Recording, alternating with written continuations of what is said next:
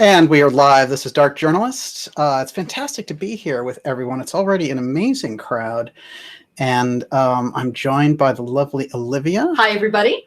And we have a very special episode for you tonight. And our guest is Walter Bosley, who is the author of the Empire of the Wheel series. And, Walter, having been in the Air Force, has a great background to get into the kind of issues that we talk about here, and we've had him on the show before. Tonight we're going to go into some of his origins research surrounding the Dellschau mystery of the mystery airships and its connection now and the code that he's discovered that connects Nymza to the X technology. Now, this is important because as we move forward doing the X Steganography series, these experts kind of do work of their own correlating back around this X theme of X Steganography, and they find keys associated with the X in their own research, and that's exactly what we need to bring forward, and we've been finding it more and more. Now, this is episode 46 of the X Steganography series, and basically, the steganography that we've been following has to do largely with secrecy that's maintained in government agencies when they want to move a black project through, so they don't want it tracked by the traditional bureaucracy, and they come up with all these different ways and means to do it. The groups that are doing that don't constitute kind of the average government, the regular Congress people and all the rest, although some of them may be involved with that level of secrecy. But most of this moves through this kind of murky swamp of black projects and continuity of government and other classified areas of government outlays. And this gets us deep into the black budget as well, and inevitably to the secret space program. And of course, there's been a lot of interesting things going on there today that we're going to get into. But I want to say right off the bat that this correlation of Nymza, which is this group that Walter Bosley has brought forward in his research, which is basically a kind of a secretive industrial group coming out of the 19th century, and its influence into the secrecy of the 20th century is quite fascinating. And the correlation between those two, I think, is going to prove to be quite amazing, along with all of the tie-ins to the artwork of this very unusual figure named Charles Dellschau, who has these strange connections to these early air travel, space travel programs that were in the works a long time ago, far before what we know traditionally as NASA and the rest. And the question is, where did that come from? What groups were maintaining it, and where did it go? Did it go on to dominate the 20th and 21st century space programs? Those are the answers that we're going to get tonight. I've been receiving fantastic feedback for last week's episode on the doppelgangers. And this is so interesting because we go pretty hardcore on the topics, but they are all interlinking. And you're going to find, strangely enough, as I've found this magic before many times, I know Olivia gets tired of hearing me talk about it, for sure. But there are so many strange synchronicities that tie in that it's off the charts when we get into certain levels of intrigue around this. And of course, right in the heart of some of the stuff I'm going to present tonight, doppelgangers again. So, but the great feedback that everyone gave us on that was fantastic. One of the things I've mentioned that people have been sending me lately are all these X correlations. And, they're quite interesting because I found about 200 of my own just dealing with the aerospace projects and NASA and the Air Force and these space planes in particular. And the basic theme was that a lot of projects would just go black, as it were, and then they would reemerge with this X designation. Or the X would get changed around, and I found a few excellent episodes of that for us tonight, along with a group of these aerospace archaeologists. And what they do is they look for these early programs and some of the early crashes around these special planes, and they found some very interesting things, got some very interesting results when looking at the X planes. They put together a book which is called X-Plane Crashes. And it's Peter Merlin and Tony Moore. This book actually came out a little while ago, maybe over 5 years ago now. But it's so interesting how it ties in with the research that we're doing when they are running across programs and they cannot figure out why the X's are coming up themselves, because, you know, they're X-plane aficionados. And so when we look at these military historians who get tripped up on those questions and don't have the X Steganography as a guide, it's very interesting for us looking at it now with the X Steganography as the key to why these things come up the way they do. But it's interesting the questions that they ask and how it dovetails into what we're doing. Very interesting indeed. And Olivia, how are we doing out there with everyone? Doing great. You guys can all start asking questions in all caps, please. Yeah, definitely in the second half of the program, and Walter's going to join us in about 45 minutes here. But in the second half of the program, we're going to do Q&A with everyone like we usually do, and just ask all your questions in caps. It makes it easy for her to pick them out, and she does an incredible job of sort of correlating all the main themes, which is what we're going to need tonight. There's been so many crazy things going on this week. Military drills out of nowhere in Los Angeles. We went through all the State of the Union hijinks, and now this weird plan that they're introducing, which is supposed to be like the New Deal, but the Green New Deal. And, all these unusual kind of moves that we're seeing on the political side, we can tell that the lead up to 2020 is going to be quite dynamic. And the thing is, given the types of subjects that we're prone to address in this series, it's fascinating because the secrecy is going to come to the fore in the next, say between here and 2020, because these groups are now fighting it out and letting things out also. And they also are making very open grabs for power. As we saw in 2016, there was a lot of open grabbing around the UFO file when, we had Hillary Clinton dancing all over the place saying that she knew what a UAP was and all this nonsense. With her and John Podesta and Tom DeLonge. And then that all went, way down the drain as a result of Trump getting in, and then Trump coming in and saying, well, I've got the Space Force. And then these people rolling out Luis Elizondo, as the leftover remnant of that op that was run out of the Clinton campaign. Very strange dynamics. And you don't see those dynamics very much, along with the fact that we had this Harvard professor saying, hey, you know what? Oumuamua is an alien spaceship, and I don't care if my colleagues put me down. I'm going to say it anyway.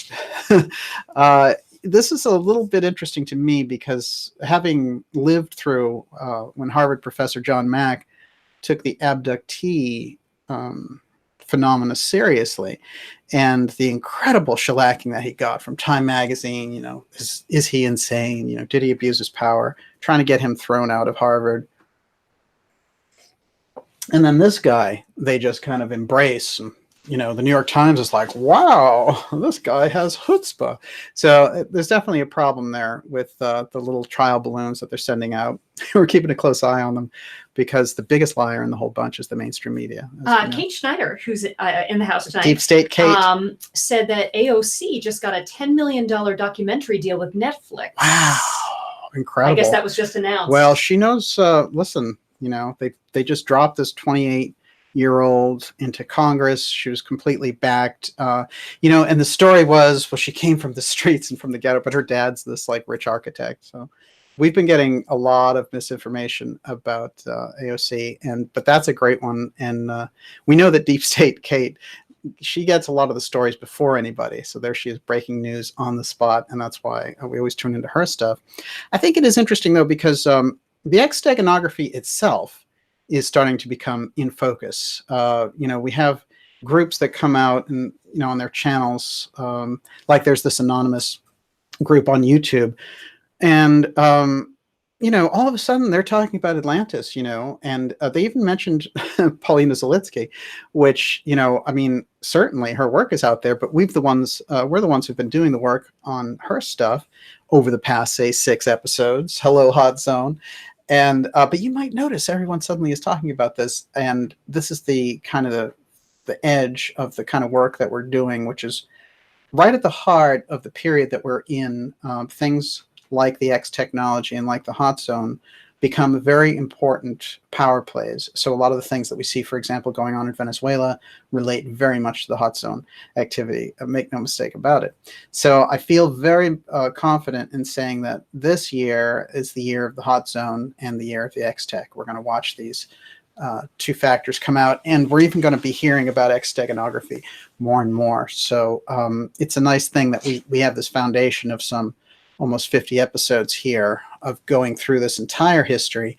And what's amazing, and I was adding this up just recently, we've only gotten really to, I'd say still less than 20% of the information that I have available. That's just what I have from my own research and studying others and the background on this. But it's an amazing thing with the interaction that we're having with everyone on this, because they have things to say that are going to widen that picture. So really, this is a very open source investigation. I want to stress that. And I feel that what we have with the X steganography is very much what they had with the Rosetta Stone, which is, this ability to finally be able to read it. And of course, the Rosetta Stone, the reason we can read those hieroglyphs, discovered in 1799, was this Rosetta Stone during the Napoleon raids. And they found it and they translated it because it was there available in 3 languages. And it was this kind of, thing where these churches were saying, we owe allegiance to the emperor. And they did it in 3 languages. And thank God they were still using hieroglyphs at the time. That's the only reason that we even know. So, this is the era where we're looking at a new kind of opening in terms of information. And that's what the X steganography is all about. That's why the series and the information that we're studying is so important. But I want to kind of give us something practical to go on this. So I'm going to start with these X-plane crashes before we bring Walter on. I'm going to remind everyone that you're watching the Dark Journalist Show. We've been, it's been amazing. People have been signing up for the newsletter. There's been a tremendous response. But that free newsletter is a good pipeline between us. It keeps us on track with each other. And I would say, go to darkjournalist.com, sign up for the free newsletter. It gives us that ability, even if the social media platforms go down, which, by the way, we have all kinds of issues with them. But hey, I'm not complaining. As we know, some people are actually no longer on them, unpersoned, send them down the memory hole. That's the way it goes now. We did run across this incredible Jack Dorsey interview with Joe Rogan, which was embarrassing because Joe Rogan didn't mention the fact that he was censoring libertarians, conservatives, or left-leaning people who didn't speak the right left language. That's another one. Let's not forget, this is not a left-right issue. Censorship goes across the board. Just ask Press for Truth or any of those guys. Professor Peter Dellschau. Yeah, acceptable thought is becoming narrower and narrower. Yes. Mm-hmm. It's that Graham Hancock calls it channel normal. Mm-hmm. If you don't subscribe channel normal, you're in trouble, But I do think that we can see that the general state of interaction, if these guys aren't made to kind of fess up to that kind of censorship, it's not a very good picture. And, it's going to be very clear who is giving you the real facts and who's giving you this kind of corporate version of things. I just wanted to say that Esoteric 369 yes. Wall said hot zone equals ideas room. So yes. we could actually call the ideas room the hot zone. Well, the hot zone, to be clear, is a region between Cuba and Bimini that exists in the Atlantic there in the Bahamas. It's not the Bermuda Triangle, but it sure is damn close.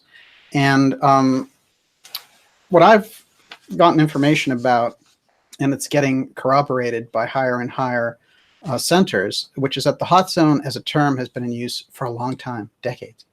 And what it relates to are these ruins that exist down there, and this whole idea of Atlantis rising, and that there's some kind of effect in relation to this that they're tracking. And groups like AUTEC, which is basically like America's underwater Area 51, they're off Andros Island. These are places where, the projects go blacker and blacker, because who the heck is going to go over to Andros and start inspecting these guys' books and seeing what they're up to? So, you know, it's funny how we get deflected, and there are very important things going on in Antarctica, make no mistake.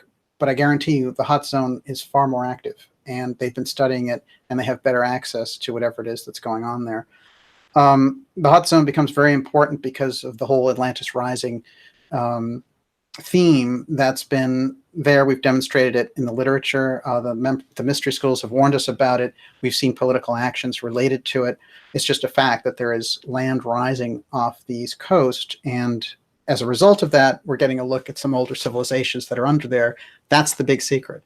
You're not going to find that in the New York Times, and this is the nature of part of the problem of what we're looking at. So, you know, you can look forward to February, March, April, lots of hot zone reports, and there are going to be some incredible figures coming forward to discuss these things with us. The very best people. All right, let's take a look at this. Did you have another question for me? Well, actually, Mayfield Jukes said, how does DJ not worry about X Protect silencing him? And I was just responding that we choose not to live in fear. Yeah, well, you have to understand how X Protect works also. And I've introduced X Protect before. I'm glad you brought it up, though, because X Protect and X Share, these two groups that kind of duke it out in this underground government. Basically, X Share has this, you know, mandate that they want to share the technology. They want to move the culture forward. They want to inject it. They don't want to be stuck on this fossil fuel paradigm. And X Protect is a group that wants to do the opposite, hold the secrecy. And there's a group inside of X Protect that often is set out there to an investigator that gets too close to these things, which I think is maybe the import of your question. And what they do generally is they try to ruin somebody's name. That's their first protocol. Then they try to pressure them using different techniques, corporate techniques, bureaucratic techniques.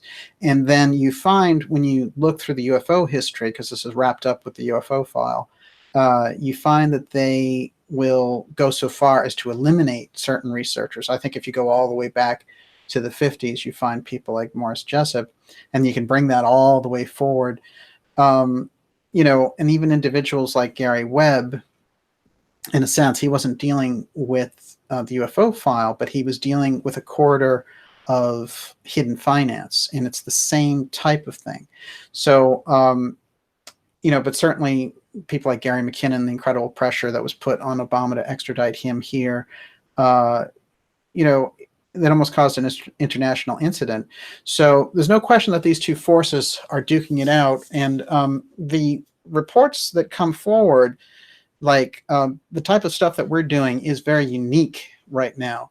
However, the kind of the strands, the tapestry that it reaches out to, in some instances the work of Peter Dale Scott, in some instances the work of Dr. Joseph Farrell, in some instances the work of Graham Hancock, these things all come together. That is, this research is related. It's just that we have an advantage, in a sense, with the X Steganography to be able to see what's going on with some of these programs. And I think that we're getting something now that can bring the great research that people have done, like Polina Zalitsky, for example, in the Cuba ruins. That stuff can come up now because we have the framework behind it. People understand through the research that we're presenting that it has. So that's pretty good. And I will say also, in relation to these plane crashes, it's quite unique because I want to bring us into that mind of a regular military historian looking at the X Steganography around these planes. Now, the X planes, just to kind of give us an overview, the main program was done by Walter Dornberger, who is a incredibly high-ranking Nazi that we brought over here, even though he was about to be tried at Nuremberg for crimes against humanity. But he was a brilliant scientist, and they did the trade-off there. He was also von Braun's boss and the father of the space program. But when he became sort of a bigwig and a VP at Bell Helicopter, he engaged in a number of programs that were had to do with these space planes. And some of those space planes, even though they were run in the 60s, still hold the speed records for today, which is quite remarkable when you think about it. We do have the example of people like Lieutenant Colonel Philip Corso, who said what they were designed for was UFO recon. So you see how these things help us to understand what they were doing, why they were putting it all out there. But the X-planes were incredibly secret, and as demonstrated by these historians, they go to tremendous lengths to even hide the crashes involved. Of course, NASA's latest plane is the low-boom flight demonstration. It's the X-59. This is their logo for it, and the X is replete throughout. And the X Steganography is that signaling off, saying, look, you know, this is our latest and greatest in the X series. The X technology represents something that is well protected inside the UFO file, and it is some combination here of this deeper technology that was vouchsafed through time, and something having to do with this UFO redevelopment technology. Whatever it is that's in there is so secret that whenever we get around it and whenever we get a good fix on it, incredibly bizarre things start to happen. And I've attributed this to Apotheum, which is an effect that takes place that kind of distorts physics. So it's a kind of runaway physics that makes things not work properly. That's why when we get around the UFO question, there are all these things about, well, they don't, you know, people miss time, so it messes up time, then it messes up electricity, it messes up energy, it messes up the, you know, we have these people who have the sense of walking through walls and things like that. So it completely distorts reality, however you want to describe that. And it can't all be, you know, just somebody's emotional reaction to seeing an unusual craft or something they dreamed up. There's just too many cases on record. And also we have too much trace evidence of things like when these craft come down, nothing will grow there, etc. Let's take a look at the pilot who was over Mount Rainier in Washington, Kenneth Arnold. And this is what he saw, and that's what we call a flying saucer now, but it looks kind of like a boomerang. It's a very unusual craft or a wing. And Arnold was one of the best pilots that we had. And he said, look, I saw a group of them and I followed them, and they were kind of taking this strange thing, and they looked like they were skipping like saucers across a pond, and then they said, hey, it's flying saucers. And that's what they ran away with the whole thing. But this was the opening up of the UFO file, because now everyone was talking about it, and there it was for everyone to see. And ever since, they've been trying to kind of bottle that up, because there was just a wave of this stuff going on in the 40s, in the late 40s, particularly 1947, which was this incredibly banner year. So the question is, what was it in place? You know, like assuming that was, let's say, an off-world civilization's craft, or let's assume it was a craft from a civilization that was here but advanced. You know, this is where some of these things come together, you know, that both things are operating potentially. And that's why the question around the X-Tech and Nymza, which is this group that Walter Bosley has studied, is going to be so interesting when we have him on here. But before we get into that, let's look at some of the X-plane crash research, and then I'm going to do a quick dance onto the Orphic circle that ties into this, and then we're going to go for Charles Dellschau. Okay. Here is the basic setup for the X-planes, this is a kind of secrecy. This is how they demonstrate it. Now you can see it's clearly a plane, but it's also demonstrating the X. The way they maintain the projects and the way they maintain the secrecy is by using the steganography in the naming mechanism. And this is something that the historians address in their book. I've pointed out before that the X-35, which is now the F-35, you know, not only does it have the hat trick imagery and the missing ace and this kind of invisibility card going, but it has the X's all along the top here. And you know, this being the most advanced technology that we have, where Trump was coming out and saying during these press conferences, it's invisibility. We're invisible now. And he's giving it away there so that Lockheed Martin and these people are saying, no, no, no. He's just speaking figuratively. But knowing Trump, he's speaking literally. And this is, I mean, come on, let's get real. And it is quite fascinating because, as I've pointed out, the X Steganography involving Trump is remarkable and off the charts. Someone sent me one of these. I don't know if they wanted me to use the name or not, so I won't, but I do appreciate it. And this is President Trump's security agency. And what are they called? Xmark. I mean, it is quite remarkable when we get around the X Steganography just how much there is around President Trump. And, you know, there's only a certain amount of that can be attributed to happenstance, especially when we know the track record. So if we didn't understand what X Steganography was, you'd just be like, huh, you know, isn't that interesting? There's some X symbology. But now that we know about X Steganography and that it relates to these secret programs, it takes on a different meaning. And we start to get a clearer picture of what's going on. Yes, Miss Olivia. Oh, I didn't have. Yes. I didn't have a question. That's Would okay. you like one? No, go for it. Okay. So Chris Radzion wants to know, history's blue book. Do you think that is a form of soft disclosure? No, I think they're just feeding into the interest of the times. And I have to say that, you know, I sort of brought this up. And for people who like the show, you know, that's nice.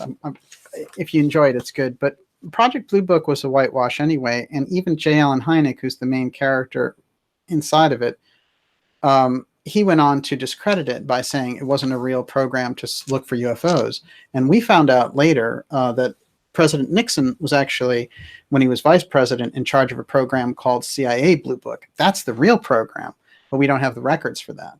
So this Blue Book exercise was like, oh, this guy saw something, but it was a hubcap, you know, and every once in a while they throw in a kind of half-real case there, but it was a superficial episode, kind of along the lines of, you know, a superficial exercise, kind of like the Warren Commission in a sense. So think of Project Blue Book. So if they were doing a program on the Warren Commission, I might watch anyway, but I'd know it's basically the portrayal of a whitewash. So I'm not going to get that excited when they do it. Joseph Farrell is in the house. Hey, Dr. Farrell, it is great to have you here.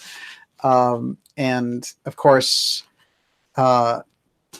Joseph just did a blog on CERN and some of the things that are going on over there, and it is explosive. I recommend everyone go to gizadeathstar.com and read that because it's so very interesting. And one of the things I want to get to, I'm going to remind everyone again that this guy's, the name of his book, because it's so outstanding that I ran across this. Because, you know, I guess someone could always say because of my own research around the X that I had a bias in relation to the X Steganography. I always love it when I find confirmation in sources that have nothing to do with me. So again, this is the book X Plane Crashes. And it's by Peter Merlin and Tony Moore. And the subtitle is Exploring Experimental Rocket Planes and Spycraft Incidents, Accidents, and Crash Sites. And boy, did they find interesting things when they try to find the crash sites, including the fact that they were completely obscured. But here's a few interesting things for our X Steganography to take on a whole different kind of magnification. This is what they say for the X planes explained. The X designation is used to denote piloted, autonomous, or remotely piloted aerospace vehicles designed for testing highly experimental configurations. Numerous piloted and unpiloted X-planes have been designated, including variations of rebuilt and modified airframes. There are arguably some aircraft that, by their nature, deserved X designation, such as the D-558 and D-5582 supersonic research planes. And they go on to list some others, in totally, wondering why they didn't get the X designation. And then they say for other aircraft, a YF designation, service test fighter, would seem more appropriate, such as the X-32, X-35 Joint Strike Fighter technology demonstrators. A few, most notably the X-8, X-9, 11, and 12, were rockets and missiles, not easily categorized as X-planes. So they're very, very confused. These are military historians now, aerospace historians. And they're like, we have no idea why they called these planes X-planes. Doesn't make sense. And they also are saying, you've got these other planes, like the D-558, which should have been called X-planes. So opening the door to the fact that there's something else going on in the naming mechanism. Okay, let's go a little bit further. They start to get confused about this also, and they say the X-plane designations are part of the Mission Design Series, MDS designation system. Assignment of such numbers is regulated by the Department of Defense. So they go through this process. Then they describe it. The process for requesting MDS designators is as follows. The military departments must submit a written request for assignment for a distinctive MDS designator as early as possible in the development cycle. So they go through and they coordinate all these things.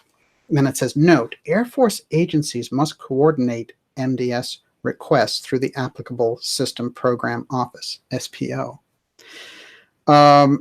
Then the CASC will assign the MDS designator and transmit the request to the headquarters of the United States Air Force. They say the piloted X-planes include X-1 and so on. Most of these, the Dornberger series, which were the most successful, the X-15 being the most successful of the bunch. X-20, Dinosaur, shows up very strangely. If you've watched any of the programs that we've done on the Kennedy assassination, in the files of Guy Bannister, which were destroyed, but his wife saved the titles of the files and donated them to some library. In those files, right underneath the Kennedy assassination file that he has on the assassination, he has Warcraft, Space Warcraft, and then he lists the X-20 Dinosaur, which is quite unusual because, first of all, it's not a Warcraft. And second of all, what is it doing right next to President Kennedy's assassination in Guy Bannister's book? And we know Guy Bannister is not only close to the X-File, he's also in the UFO File, he's also close to the Kennedy assassination. It's a very unusual mix when we get into that area of X-15 and X-20 and some of the things that President Kennedy did in relation to the Blue Gemini space program. Cliff High is also in the house. Hey, Cliff. Cliff's been doing some great programs. And I think he's been doing a LARP, too, in relation to some alien stuff and really kind of showing us what a wild alien story sounds like. It's great to have everyone here. I'll remind everyone that you're watching the Dark Journalist show. And we have a huge crowd tonight. We're going to have Walter Bosley here shortly to discuss his research around the Empire of the Wheel story. In particular, I always recommend this book, which is Origin. This is his one of his standout books for me because of the subtitle, The 19th Century Emergence of 20th Century Breakaway Civilizations. And, you know, Walter Bosley did an interesting thing there. He's an interesting guy, too. I want to say this, knowing Walter. He's not the kind of guy who really tries to get into the spotlight very much, but he does a lot of quiet research under the radar, and it's high quality because, again, he comes out of the AFOSI, so he was special operations in the Air Force. He understands these things, I think, very well, and that's where we get a little kind of a better edge. For example, in our conversations with Walter and discussing Luis Elizondo and some of the things that Elizondo claimed for the TTSA, that, you know, he was manning this lowly UFO desk at the Pentagon and all the rest of it. I think we were able to get some answers from Walter as a result. I'm going to ask you a question right now. So I think looking back on it, do you think the community is starting to have better discernment?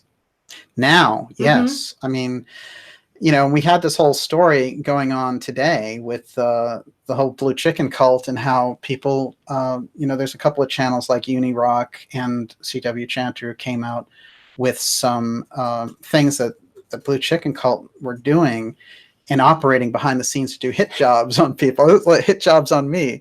And, you know, Richard Dolan and other people, and you know, their conversations came out. It's almost like it's a little like Watergate. You know, I'm calling it Doxgate, but you know, Corey Good and the Blue Chickens, of course, we've done a lot of reporting on them lousing up the secret space work and coming out with these stories. And he's a galactic ambassador and all this kind of junk. But what I do think is interesting that was kind of data dumped to those guys was that these in the back rooms, you know, in these Facebook groups, in these private Facebook groups, they have these things called task force, you know, so the Spirit Being Alliance task force and the Above Majestic task force.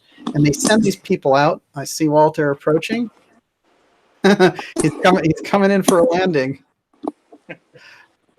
So far, so good. There you go. I'm setting up my tripod. You might want to shut your mic off while you're doing it. It's good to see you out there. Let us know when you're ready, sir. And then, I think it is quite important when this happens because people inside those groups, they get disgusted with the kind of hit jobs that the cult makes them do. And, there are things in there instructing them to do hit jobs on me and Walter Bosley and Richard Dolan. And, it's just embarrassing the way that they talk. And their whole thing is they're trying to protect this cult because, they run out of gas. They run out of stories about blue chickens. And so we're in a totally different paradigm. So to answer your question, are we getting better discernment now? It's things like that. When you think a couple of years ago that people were buying that kind of junk. And I think we're going to look back on a lot of the Q stuff that way too, that people, they're sort of getting a sense now that a lot of these things are either marketing ops or intel psyops. And either way, we're getting squeezed in the middle. And we have to have a higher threshold for the truth. And that's where, things like dark journalism come in. That's where, we go deeper and we have the people and we have the, the quality, the brain trust of research.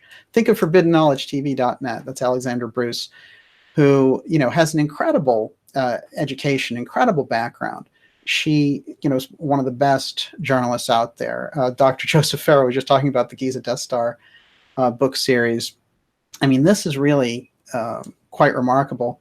Walter, what that frame is doing is it has you, again, doing that kind of horizontal to vertical thing when it needs to be going like this.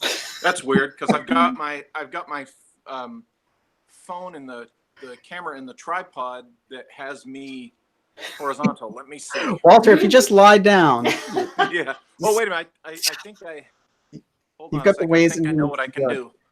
Hold on here. By the way, we do hear that I've been seeing some comments going on in there. There's a huge snowstorm that hit Portland, Oregon. And when we think about this, that's very rare. And so good luck to our friends in Portland over the next few days dealing with that storm. We've been incredibly lucky here in Cambridge and in the Boston area. We haven't had anything. It's been like complete. It's been kind of the most mild summer, winter. It's like, I mean, if you think about it, we've been in this remarkable zone. Do you want to address a question about Edge of Wonder? Yes. Oh, yeah. Okay. Well, what do you think of him? Very simple. Well, Edge of Wonder is part of the blue chicken cult. If you look at the people that they highlight, they came on board in December, and it's a brand manager. He did some stuff for the Epoch Times, and a guy who's a comedian, and they put them both together with a big budget. And their website used to say Universal Paramount. I don't know what the deal is with that. So, but anyway, they hooked up with Wilcock and Good. And all of their episodes are like, hey, it's our new thing. It's an interview series with David Wilcock and Corey Good. And, next we have Laura Eisenhower. And here comes Michael Sella. So it is the new, now that the blue chickens got thrown out of Gaia and they're getting thrown out of Jimmy Church and getting thrown out here, thrown out there, they've put together this thing with these guys. And it's the new blue chicken psyop. And it's Edge of Wonder, and they're supposed to be these zany guys, and they're into Bigfoot and secret spacemen, and they're also going to defend everyone against satanic ritual abuse. They don't know anything about these things. These people, Edge of Wonder, the Blue Chickens, they follow marketing trends. They're a marketing cult. This is a very unusual thing in our space, but a very usual thing in other spaces. And, marketing cult, what they do is they look at demographics for where they can target out to get their hands in. And so they look at the vertical of the space and they go across the sides of the horizontals, and that's all you see in shows like Edge of Wonder. So you're not going to find anything real there. If you want to check it out, knock yourself out. But yeah, thank you for addressing that. And I think they're a disgrace, honestly. Am I right now? Walter, you look great. It's good to see you. Am I not perpendicular now? You are indeed. You are indeed. How are you doing? Good. I'm really looking forward to talking about this X thing tonight, but it's kind of cool that the other thing came up. Wow. Yeah. Well, you and I have a habit of this when we schedule a show, and for some reason, some weird controversy breaks, and it's usually around the blue chickens. Yeah. I guess my first question for you should be, how do you feel about being included in the data dump with the blue chickens trying to size up how to tie you in and make you look like you're a, I don't know, what was it, a Saudi arms trafficker or something? Well, see, all I know, because I wasn't able to watch the whole thing yet. All I know is that I popped up in a meme. Is Yes. that what you're referring to? Yes. I didn't hear where. Here's what I find really interesting is they include me on their list. Can you hear me, or should I use my headphones? No. Mic? No, you're fine. Now Okay. you're fine. Okay. They will include me on their list. They'll include me as part of the Dark Cabal. But I noticed that unless I've missed something, they never talk about me openly, directly, or mention my name. And Nope. hey, Yeah. if it's an intimidation thing, because I'm one of those guys who, when you look up my background, you find that I don't lie about it. So they know. They're like, okay, he's the real deal. He was an Air Force officer. He was an OSI agent. Okay, let's not mess with him on that. Yeah. But it's kind of interesting how they include me, but they don't mention me. Maybe they just don't want to give me, the publicity. But no, I would agree. They're very careful about who they go after and who they think they can get away with it. yeah, And I have to say, in relation to that data dump from Chanter and Unirock, which is quite remarkable, because Right. it shows those private Facebook groups scheming to take down people. And they even they had a data dump of the audio. So the woman was giving kind of an overview, and she's like, "We have to do more to get that darn dark journalist to stop reporting on this. Like make him look bad, throw him in there, make him look satanic. Make him look like the CIA." And it's really funny actually, because they have this thing with Dolan where they're like, "We have to tie Dolan into these Saudi arms things so we can get Q people to hate him," or something. It's really like bizarre plans. Everybody is saying that Walter needs to turn up his volume just a little bit. Oh, he sounds good. Yeah, he sounds us, good. but to them. Yeah, I would turn it up a little bit. Maybe this will help because it's got the inline mic. Fantastic. I see Gigi Young has joined us. It's great to have you, I Gigi. can hear you better now too. How's that? Is the chat room hearing me better? That's good. That's I good. got a message from Dave Altman that it was low. Okay. It sounds good. Is this better, Olivia? Sounds good to me. Yeah, fantastic. Okay. We're all thumbs up. If anyone is just joining us, you're watching the Dark Journalist Show, and we have Walter Bosley joining us. The show tonight is actually episode 46 about Walter's book on Dellschau and the Origins book. And of course, we're big fans of your Empire of the Wheel series here too. But this Origins book is quite fascinating, and that's really what we're going to talk about. It just so happens that there's this controversy breaking about this data dump that came out that showed, we have this cult operating in the space, and they were doing things to target particular people, Right. like me, like Walter, like Richard Dolan, and so on. But we've seen it all before, right? Oh yeah, absolutely. What's satisfying about this time though is seeing who it was. I think Miss Joy knows who she is, and a lot of people know who she is. Yes. And I found out that there's 18 people on my Facebook friends list that are followers or likers of hers. Yeah. And that doesn't mean they're guilty of anything, but right. What's interesting is then I find that when I looked on Twitter, I find that she had blocked me at Twitter, and I don't recall ever having any interaction with her.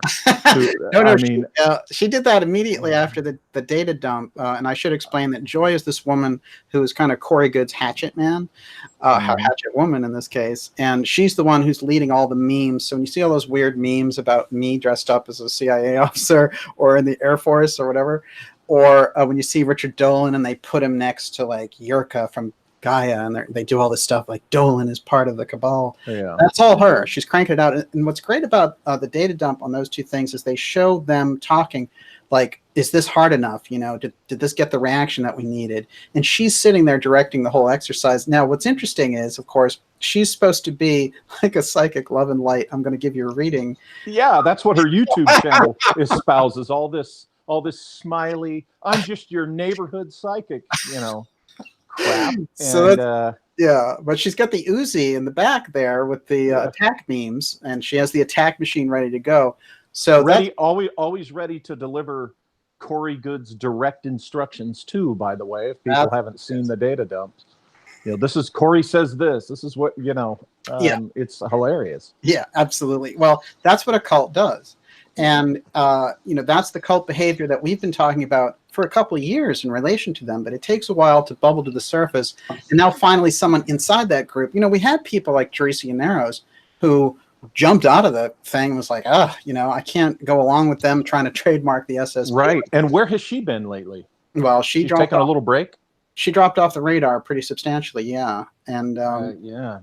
While these guys fight it out, because, of course, these guys, what's interesting to me, if you look at those memes, just to take a minute to work on this for a minute, they are in there figuring out how to take down Jimmy Church. He used to be their #1 guy. He was the guy who rolled them out. Oh, and, yeah. Next, they're going to be taking down Wilkety Wilcock, Deep State Tree Wilcock. The guy who's talking to trees now. So he'll just change his shtick, right? I mean, this latest thing, I think you guys were probably talking about it on Edge of Wonder, this Terminator robot army. I mean, come on, Dave. Yeah. Seriously, people, are there some of you out there that actually believe that? Please use some common sense, use some rational thinking. And I know already somebody, out there chatting is going to say, "Oh, that shill Bosley for the cabal oligarchy or whatever, he doesn't know what he's talking about or he's covering." But come on, people. You're a Prussian agent, admit it. Yeah, I'm a Prussian agent, I'm sure, yeah. Or a Saudi agent. Saudi. Hey, you're a Saudi gun runner, goddamn you. God. Hey, they used to just what did they used to say about me? Oh, he's Illuminati. Now they have to get elaborate. It's like arms, I'm an arms runner.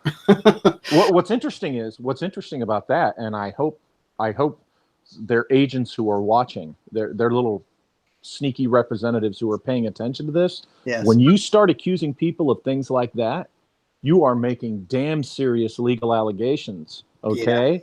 Yeah. And the FBI and the NSA can find you no matter what your little clever screen name is, they can find you and they can say, "Oh, you've accused Daniel Liszt of being an arms dealer. You've accused a military officer and a former federal agent of being associated with Saudi's arms dealers. Yeah. What's your evidence?" Yeah. "Oh, you don't have any?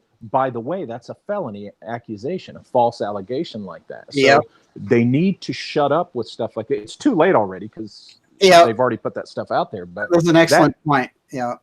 Saying you're Illuminati and saying you're cabal, that's okay. Ha ha ha. But when they say this arms dealer stuff, this weird Saudi agent thing, they're in trouble. Right. Like if you guys, what they were good at is saying he has vampire eyes or something, okay, you're off on your weird little trip. But werewolf fingers. No, they was stepped over the line when they crossed it all as a gang, and when they went off the cliff was when they doxed Joe from the Carolinas. He's a healthcare worker and he works with cancer patients, and they were advising their people to flood his place of work with harassing phone calls. That was the bridge too far, and they've gone downhill ever since. And now the release of their stuff. Look, I've been working on their stories. Go back and look at New Age Deep State. That series is from 2017. That's when I outlined the marketing cult that they were. It's taken 2 years for everyone to get on board to figure it out. But now that everyone has been screwed over, they're starting to get the idea. Even Jimmy Church is starting to get the idea. A few years back, even that dastardly Bill O'Reilly, who used to be on Fox, yes, he went after this young college knucklehead who had hacked his website or his email or something.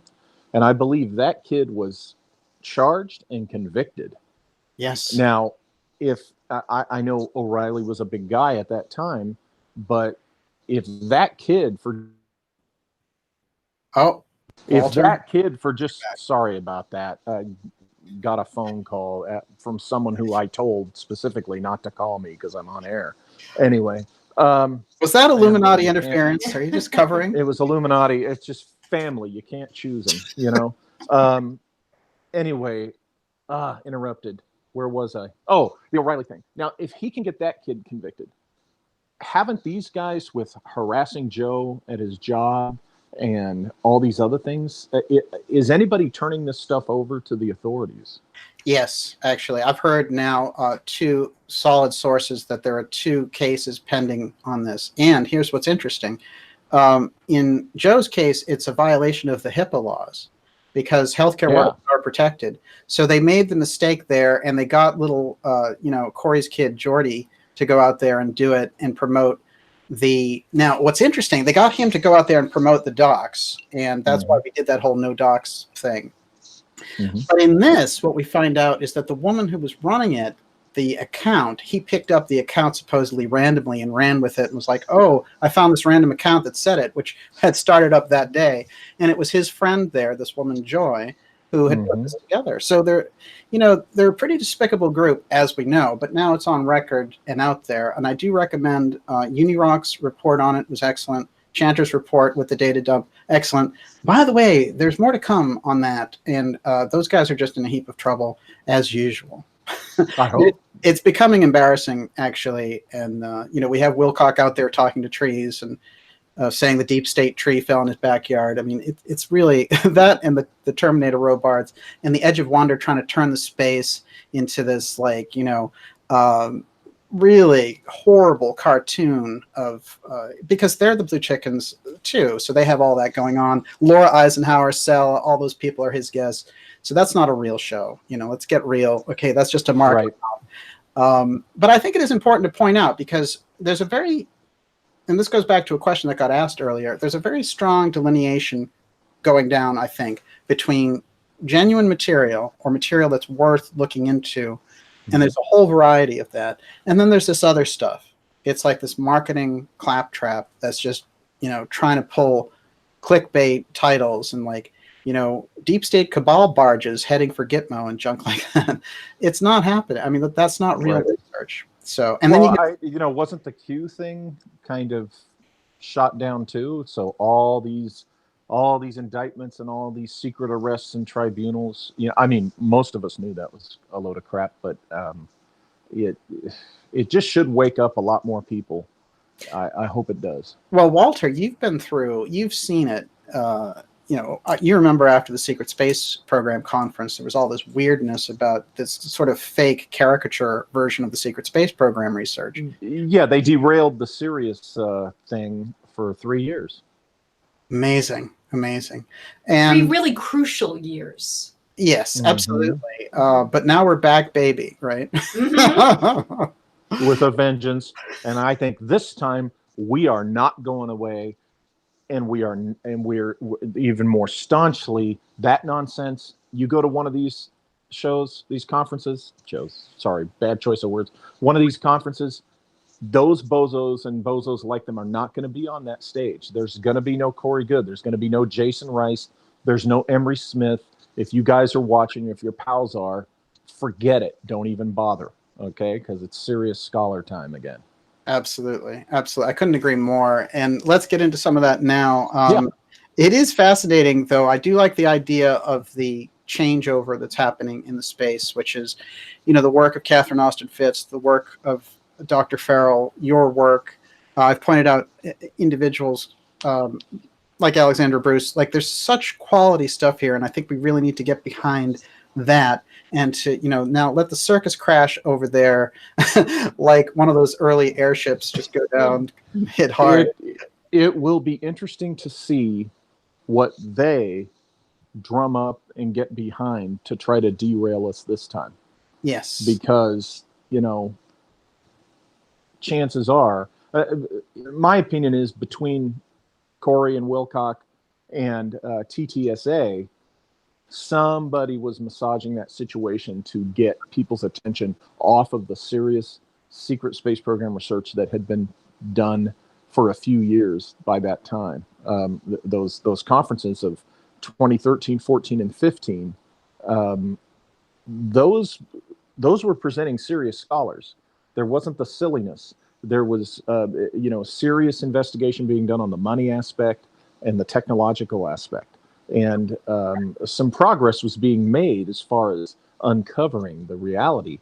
And I think, and I'm not the only one, that somebody didn't like it. Who's that somebody? The people running the actual classified manned space program were probably not wanting people to focus on that. Yes. So along comes Corey Good, Wilcock, and then TTSA, a year later. And anyway. Yeah, well, it's interesting. And I've done a lot of research on Stratfor in relation to this. And I see a group like that is a good candidate for interference, especially since I know there was a person from Stratfor at the 2015 Secret Space Conference. So, and Stratfor being that kind of think tank of retired intel guys, and you find a lot of like Bobby Inman and stuff in there, and giving their wonderful advice. But I do think that there's the need to change the tone when you get around like the missing trillions aspect. It's explosive. When you get around the real, like the X technology, some of the deep research, the things that you've done in your career with the Empire of the Wheels series and with Origins, you've tied it back to these industrialists, and that thread, we can follow that thread almost 160 years back. Oh yeah. Yeah. This is what's been fascinating for me in following this, is that we take it easily back to the 1850s, and I'm still pushing that limit because, the cultures, the technology culture, and the ancient history cultures, those scholars, the philosopher scientists, as they called them, these guys were digging into these things farther back than the 1850s. I mean, this goes back centuries, of course. Yes. As we know, the Royal Society, when it was founded in the 17th century, I think, they were brought together to create a more powerful, advanced navy for England at that time. That's why the Royal Society was founded. The Crown wanted a stronger, better navy. So these guys came together to do that, and they decided to stay together and found this society that they could pursue their philosopher scientist pursuits, which, if you look closely, included these things we're talking about in the 1850s, this chemical-induced propulsion or lift, which was essentially anti-gravity in effect. Right. And then when you start looking, when you go back there to those guys, well, you found the end of the thread at which the other end is Nazi Germany fooling with the Bell. Right. Blaka. Yes. And I feel like, that's what I've contributed. I've been able to push back the development of the Bell to the Dellschau era of the 1850s. And I know the Hanabu reverse engineer ET saucer people don't like to hear that. They don't want to hear it at all. But, the historical facts are the facts. And when you look at the historical context, you see that it does go back to these guys mid-19th century and before. The deeper you go, it seems to me that it really does crisscross anyway with the off-world stuff to a certain extent. That's the beauty of it. That's the irony, is these guys were doing things that would have allowed them to mess around up there. Yes. So yes. Well, you made a great point about Dellschau.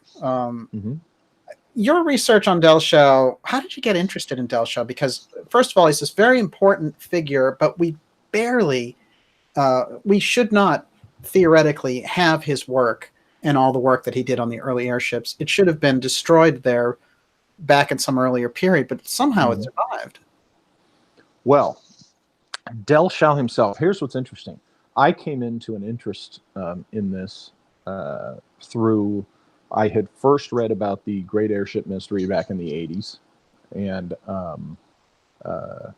then I learned about Wilson from my father, the mysterious Wilson. Now, for those familiar, they know that this mysterious Wilson family has been involved dating back to the Sonora Aero Club of the 1850s, definitely involved in the airship mystery of the 1890s, and involved in the project my dad told me he worked on in the late 1950s. In fact, that was the first Wilson I ever heard about. My dad was in the hospital with a blood clot. This was the year before he had his heart transplant.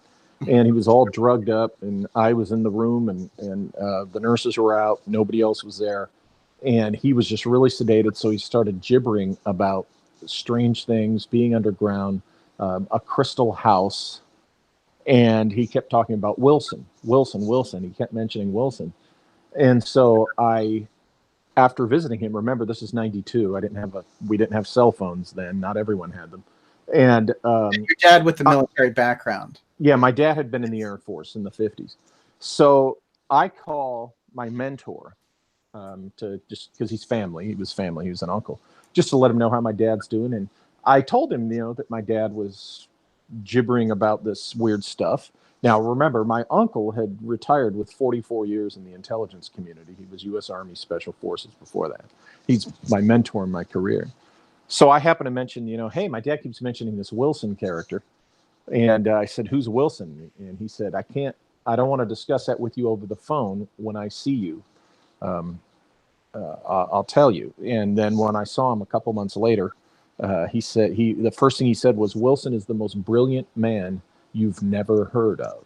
Oh, yeah. Well, I had, when you're reading all the things like in our milieu, the David Childress books, particularly the Man-Made Flying Saucers, which was the first David Childress book I'd ever read in the 90s. I saw where there were Wilsons mentioned in this airship mystery. And so that I was coming from a very basic understanding, like most people had, of the airship mystery, that this had happened in the 1890s. And isn't it interesting there were these guys named Wilson and on and so forth. I believe the first time I ever heard the name Charles Dellschau was when I was talking with Greg Bishop, probably around 2005, 2004, 2005. From Mirage Men. Yes. Yeah. And he told me about, there's this guy, Charles Dellschau, and he had done these interesting drawings. And you ever heard of the Sonora Aero Club? And so it was, what is that, going on 15 years ago now. And so I was vaguely familiar with the Sonora Aero Club and Dellschau's works. Of course, I had read Theo Pyman's book on John W. Keeley, which talks about Nymza and that mysterious group that we're going to talk about. But it wasn't until I read Dennis Crenshaw's book, The Secrets of Dellschau, that I really started learning the details of the story. That was back in, I think I read it in 2011, his book he wrote in 2009. And so it just kind of all, was piling on and coming together. And the more I looked at it, the more this particular view I have of it all makes great sense. Right. Right. Wow, fascinating yeah. too, because he did some amazing work, and you drew from his stuff. It's interesting that you mentioned that about Sonora, because I discovered that through you and through your research. So I always associate you with that, and it's interesting because it's such a centerpiece of the work that you do, really, which is the Sonora Era Club. Now, can you just, for people who don't know what it is, can you just give us a quick snapshot of what that is? Yeah, sure. And I'd like to throw out there too, it was Crenshaw's book. It's Mike Busby's Solving the Great Airship Mystery of the 1897. It's Tim Schwartz and Sean Castile's Tesla book. Did Tesla Go to Mars? And Theo Pyman's. I read all these guys, and that's how I initially got educated on the Sonora Aero Club. But basically, Charles Dellschau was a German immigrant who came into the United States through Texas, interestingly enough. And he goes out to California. This is the 1850s, of course. And essentially in his journals that he writes, I think between the late 1880s and up till 1923 when he died, he says that he was sent to the United States, to California, by this mysterious group, Nymza. He doesn't say what his association with them is. He just says he was sent out there to observe and report on the Sonora Aero Club in Tuolumne County, California, out here just like on the western side of Yosemite National Park. And these guys were a group of German immigrants themselves with a few Italians. And they were secretly toying around with, for lack of a better term, anti-gravity lift. Okay, they were building these little contraptions. They weren't balloons, they weren't dirigibles. They were these little contraptions, which over time they got a little bigger, but they used this weird, I guess, chemical fuel, liquid fuel. It was this green liquid, which the guy who created it was the only one who knew the formula, called SUPE. SUPE is how it was spelled. And that guy's name was Peter Menace. He was the head of the Sonora Aero Club. Well, anyway, these guys, they're building these things and test flying them, according to Dellschau, in Tuolumne County. They go out in the middle of nowhere. Now, if you've been out to Tuolumne County, up to Sonora, it's the gold country. Columbia's there and these other small places. There's still areas, wide open areas, where you could see that in the 1850s there would have been nobody at all. And if you were flying machines, you could have done it without, being seen at all. All right. And these guys were doing this where the Italians came in. The Italians were the ranchers, and the Italians that were involved would allow these German guys in the Sonora Aero Club to use their barns as kind of workshops and a place to hide these devices, these craft called aeros, A-E-R-O. And they'd use them kind of as secret hangars, right? And they would have this, there were these days where in town, everybody was busy with some type of holiday.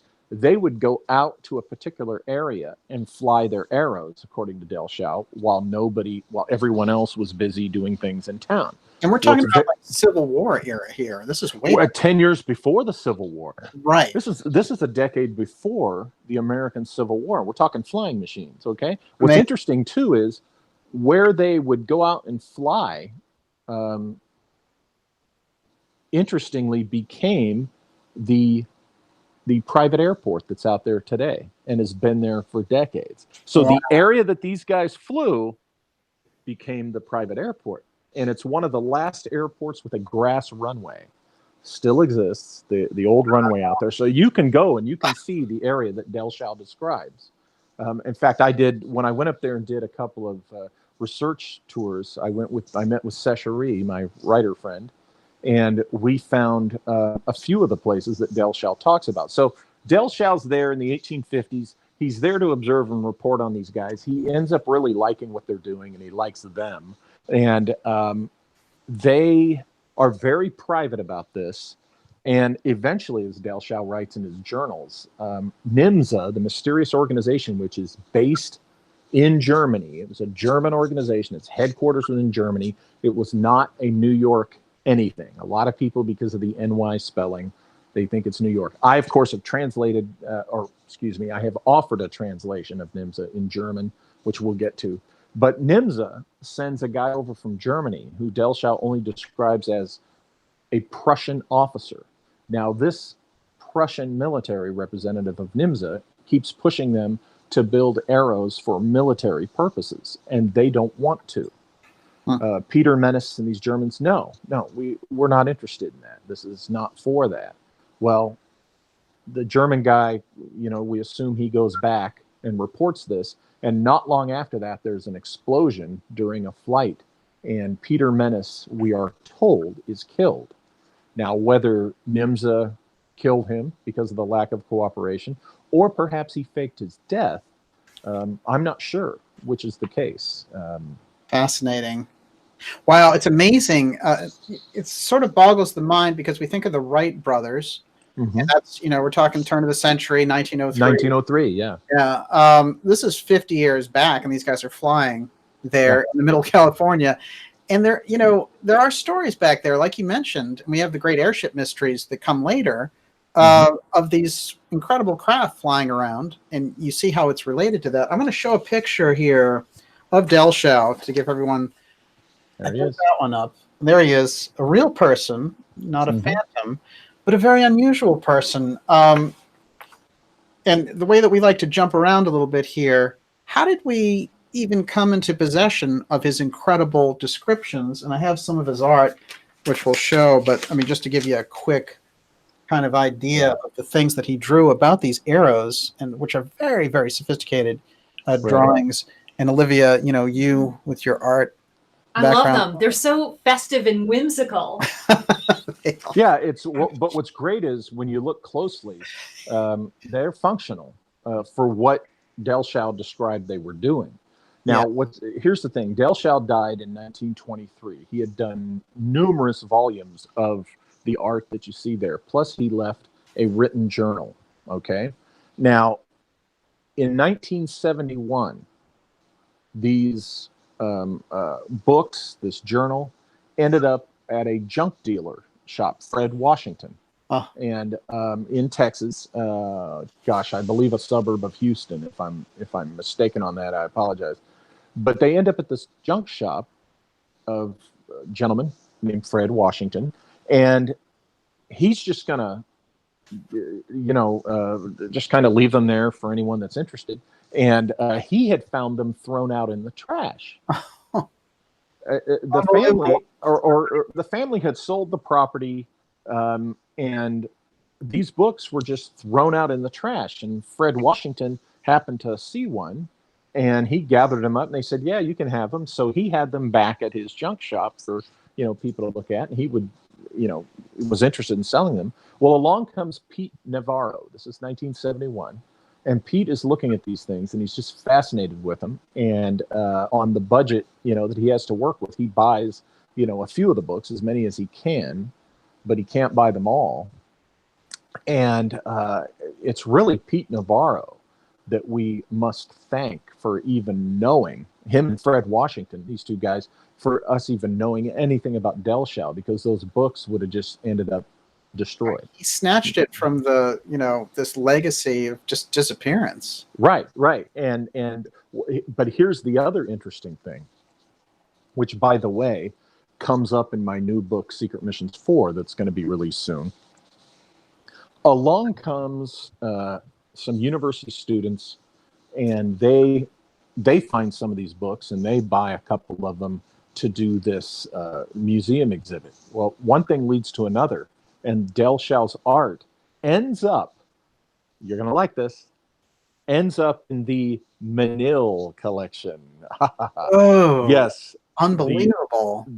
John de Menil. He and his wife, Dominique, who turn up where? They turn up in the JFK assassination milieu through their connection with Permindex and the International Trade Mart. Unbelievable. Yes, the de Menils. So they had it in their possession. The Menil collection, the Menil Museum, for years has owned a lot of these original Dellschaus.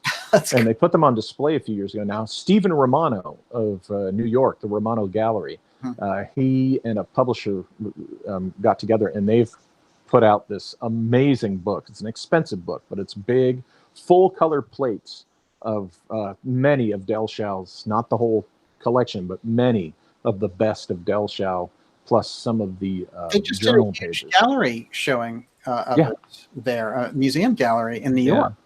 I mean, and most people in the art world, he's just an outsider artist. This is all flight of fantasy. And I'm sorry. After my research, it's like, kiss my butt. This guy ain't no just. It's like Richard Dreyfuss in Jaws. This was no boating accident. This guy was no outsider artist. My God. With that. Yeah, absolutely. But so here we have the Menils. They're interested in this, and why is that important? Well, that's kind of what I'm going into in Secret Missions 4, so I won't belabor that point here. But it's a very interesting story about how we even know about Dellschau just today. And here's what's interesting about it. His stuff was unknown to the public until 1971. Wow. Okay? And the last book he did was 1923, or before 1923, the year he died. So here's what's interesting. In the drawings between sometime in the 1890s, okay, he shows that the engine, and I didn't have that. Let me show you here, just because this is going to be good. Here we go. Oh, yeah. He shows this. I don't know if you can. My screen is small.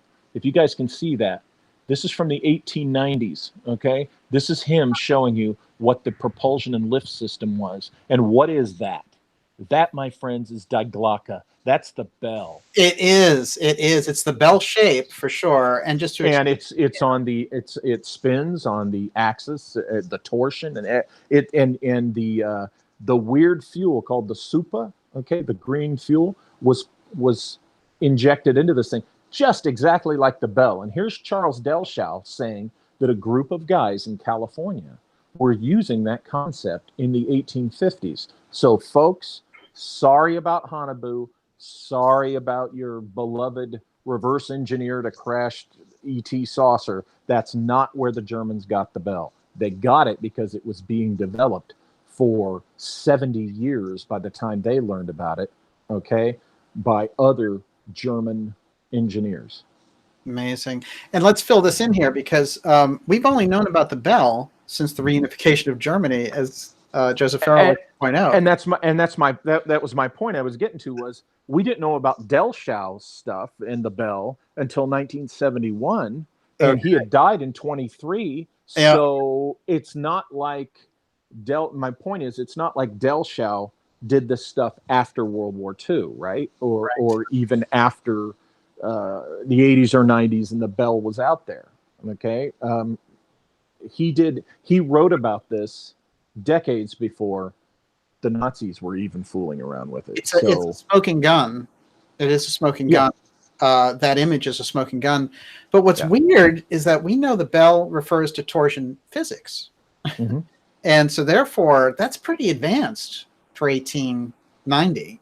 Yeah, 1850s. 1850s, remember, is when he said they were doing this. Well, here's the thing. It is and it isn't, because remember, these guys always understood these concepts long before the technology would catch up and allow them to apply these concepts. But also, somebody can, here's the thing. I couldn't explain to you technically in detail how a combustion engine works, right? But I drive one every day, and I've worked on them, in the days where you could get under the hood and work on, changed oil filters and, repaired them, blah, blah, blah. But I couldn't, like a technician, explain to you exactly how the combustion engine works. I know, blah, blah, blah, so forth. So I would say that in the 1850s, it's my opinion that these guys were drawing from older texts, probably dating back to those stories about the Vimanas and the Rama Empire of ancient India, right, and all that. They were working with concepts that philosopher-scientists, that alchemists had been messing with and passed down through the years. And they might not have had an advanced physics understanding of it in the 1850s, but apparently they knew how to make it work. They understood the basics, and they put together the parts and the elements to make it work. So well, we have some strange things there. That's what's great about your work too, because if we really go deep in there, you're actually referring to the mystery school legacy, keeping this down and passing it down among a small number of initiates. And then boom, at a certain point, this stuff starts to come out. And when we're first seeing the advanced technology, you're giving us now into 1850. A lot of people would point to Nazi Germany, and they point to the UFO file in 1947, and they're like, wow, that's when we have the secret space program. That's when things are really starting to advance. What are these guys doing with the bell in 1850? That exactly. means schools had it. Yeah. Well, and then just read, I also talk about Oliver Heaviside and his GEM, the gravido electromagnetics, okay, that he came up with, that he was fooling around with in the 1890s as well. And so, already we have the concept of the bell right there. In the 1850s, the Sonora Aero Club using a crude prototype proof of concept version of the bell. And then by the time you get to the 1890s, the era of the great airship mystery, you've got Oliver Heaviside with GEM.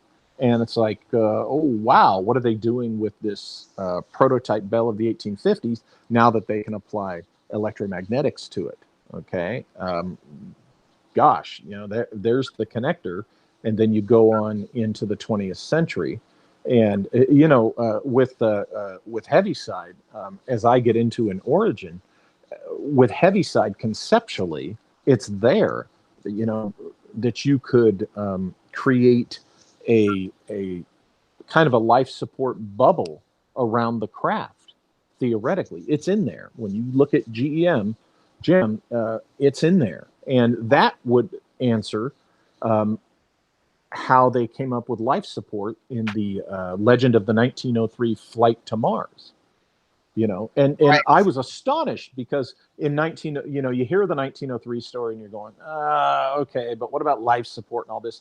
And then when you learn about Heaviside and the gravito-electromagnetics, you're like, oh my God, that's how they could have done it. And you realize, okay, this is getting crazy because this is a line of history that we have not only not been taught, but discouraged to even consider. Oh, absolutely. You know? Well, and that gets into Joseph Farrell talking about how the Germans or the Russians pursued a separate physics, I believe. Oh, right. Absolutely. Nymza. We'll go right into here. The organization itself. Let's discuss the kind of acronym first so people know what it is. And whenever I think of your work, I always think of Nymza as core, central to most of the work that you do. Is this NYNMZA? No, NYMZ. NYMZA. Yeah, NYMZA. And it, as Dellschau says, was a German organization. Now, we get NYMZA from Dellschau himself. And it appears to be a transliterated spelling. Now, what is a transliterated spelling? Those of you who are linguists out there, I've had to study foreign language professionally some years back. Had to study Russian, so I know I had to learn something about linguistics in college, and then, of course, transliteration is when you take, the easiest way to put it is if I want to spell a word from another language, particularly from another alphabet, but from another language, and I want you to pronounce it correctly, okay? I will use the letters from our alphabet, okay, to come up with a spelling in our alphabet that mimics the proper pronunciation in the other language. So what that means is that the letters of NYMZA, in my opinion, because we're dealing with a German immigrant and it was a German organization, I think that was his transliteration into English of the pronunciation of the group. But I argue that it would not have been the actual spelling in German, even though we use essentially the same alphabet. So NYMZA, in my theory, becomes actually NJMZA. Right. Technically, the A would be lowercase. Now, Dellschau spelled this with all caps, all capital letters, like an acronym. So in a nutshell, without belaboring the point, I translated it as the Nationalistische Jagdflugzeug Maschinenzahlungsamt, which essentially translates into, if I can find, I did, you know what, it's in the other book, but essentially it's the Nationalist Exploratory Airship Deployment Office. Yeah, is what it came down to. The Nationalist Exploration Airship Office. It's like the first Air Force in a sense. Yeah, but remember, we have to make the distinction between national and nationalist. What was going on in Germany in the 1850s was there was no unified Germany. Okay, they had been working on that for decades.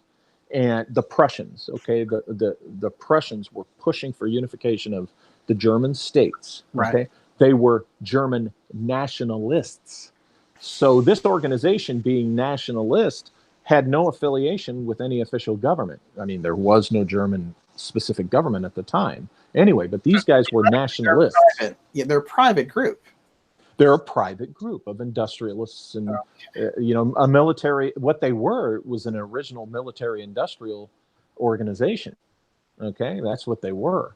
There's And an early military-industrial complex right there. yeah, exactly. And of course, I'm sure we'll get into it, but I think after the Civil War, the United States stood up its first military-industrial complex in the what I call the it's the first American Black Project is my theory, and they were developing this same technology, and that was the source, in my opinion, of the 1890s airship industry in the United States. But that's a separate thing, and they grew to be rivals to Nymza. That's down the line in our discussion. But in the 1850s, that's what this Nymza was this group that sponsored these guys who would dabble in this and try to develop this technology. Dellschau does not tell us of the other groups. He just alludes to the fact that they exist. Oh, interesting. You know, this is fascinating too, because who would have been in Nymza? Well, in the book Origin, I identify a bunch of, at the time, German philosopher scientists and engineers. Okay, there's Friedrich Waniak. There's the guy who has the same name as the falls that Sherlock Holmes and more, Reichenbach, Karl Reichenbach, Friedrich Waniak. These guys were philosopher scientists, industrialists. Then eventually you get into the era of Karl Kellner, and then you get into Walter Rathenau, who's connected with AEG, the company that is directly connected to the Bell. Oh, yeah. See, that's so here Right. you have the Bell being prototyped in the 1850s, right? Then you have in the 1890s these guys are fooling around with GEM, gravito-electromagnetics. So that's out there in the world for these guys to play with. And then bring it back to the Germans in the early 20th century, and you've got the guy, who worked for, he and his father were AEG, that's been connected to the Bell. And there they are in this milieu of philosopher scientists that I'm talking about. It even leads to, as I say in the book, to Halmer Schacht. Wow. Okay. Yeah. Halmer Schacht, who Joseph Farrell has talked about abundantly. And so here's, my thread between what these Germans were doing in the 1850s and the Nazi Bell is more substantial than just here's an old photo of a thing that looks like the Bell. As you can see, I was able to thread it all the way through. These very German guys who we know for a fact were involved with the rise of the Second Reich and then the rise of Nazi Germany. So it's there. No question. Absolutely. And what's fascinating about that too, I want to remind everyone what the Bell is, die Glocke, the program, because the Bell, the torsion physics that it suggests, the power that it suggests, and Farrow is good at quoting on this, which is it makes the atomic bomb look like a firecracker. So this is the type of technology that it takes on. It's that powerful in that sense. So when they were talking about the Bell, it's kind of the ultimate black project when you go back and look at it through this Nazi history. And the scientists that were associated with it, the Nazis so badly didn't want them to fall into the hands of the Allies that they executed a series of them. And we have this very unusual trial transcript that comes out when Germany is reunified. And so we come back into this information about what the Bell was. But when we're speaking about the Bell here loosely, like we're talking about an incredibly advanced technology. Oh, yes. Yeah. It's, it's like you said, the concepts that it ultimately leads to, I would say that the guys in the 1850s, they obviously weren't messing around with this device to that degree. They were taking advantage of the spin, the rotation properties that, with whatever the fuel was, gave them the lift, the anti-gravity that they needed. And I think that's the extent to which they took it. However, we have the story that, and this was witnessed, they were watching Peter Menace do a flight. This is the story we're told, but it was witnessed, and there was an explosion. Well, had they carried the development of the Bell far enough to learn about those destructive properties accidentally through that. Oh, yeah. That's possible. But as the years went on, as the decades passed, between the 1850s and to when Nazi Germany was fooling around with it. Remember, by the time Nazi Germany starts fooling around with it, they have access to massive amounts of electrical power that they can plug into this thing. The guys in the 1850s were not using any, electricity in these devices. It was all chemically and I guess mechanically is the way you'd put it, because of the device spinning around. I mean, the bell in the 1850s, according to Dellschau, was made of hardened rawhide. Okay, they took rawhide, kind of like you'd make paper mache. They used rawhide and they hardened the bell shape of the device out of rawhide. Okay, and then I think the center was, I can't remember what the center was, but it was from amazing metal or something. Yeah, exactly. And then they applied the fuel to it. Now, in one of the drawings, you see that there was here's the spinning drum. That was another thing they used. There was the bell-shaped thing. Then there was the spinning, rotating drum, which they would drip a steady drip of the fuel, the mysterious fuel, on that spinning drum. I mean, for 50, it's incredible. Yeah. They were figuring this out, Now let's take this. I want to really kind of dive into Nymza, but I'm just going to take them way out of context for a moment and see if we can track back with this. Because your work has the ability to do this, I've found over and over again. Let's go and say this, suggest this idea about these mystery schools keeping this technology over time, and then it coming out, we finding out things about it. So we take something like, we're looking at Nymza, we're looking at the Sonora Aero Club, we've got Dellschau's account of it. That's on record. Now let's go into just this phase of looking at it as if it was carried down legacy technology by the mystery schools. If we go far enough back, of course, if you go into the Middle Ages, you see these incredible depictions of these things that came down, and they're depicted as like suns dancing, or this explosion that takes place, or an air war. And, there are groups and guys like von Daniken who really love to exploit that to the max, but they did happen. And so there's the suggestion there always that it's some kind of an ET visit, but it could be these mystery schools having this kind of ability for flight in that period, especially when we look at people like Da Vinci or something, and we look at the strange airships that he's devising. So obviously there's some kind of echo that's going on there. But if we take it back and assume the idea that in more ancient times, these mystery schools are holding flight, that they have the ability for flight, and then it gets buried as a secret for a number of reasons. I'm reminded of this Edgar Cayce reading when they ask him, can you describe these airships that the Atlanteans were flying around in? And he says, well, they're such as what Ezekiel described at a much later date. So it was a very unusual thing for him to say. And it puts me in mind of the idea that someone held on to the Atlantean technology, because Ezekiel's there far after. So how, in the stuff that you've looked at, does that seem like a possibility? Absolutely. Look, my view is the farther you go back, I am of that school of thought that I've personally been convinced of this for a long time, that if not all of us, there's a bunch of us whose origin is not on this planet. Okay, I think you go way, way back, and because of course I believe in extraterrestrial existence. I think that the universe is just full of countless planets with intelligent life on them, and they have these civilizations. Now, my little unique thing is I think it's unique, but this idea that human beings like us could only have originated here, and you won't find human beings like us on other worlds.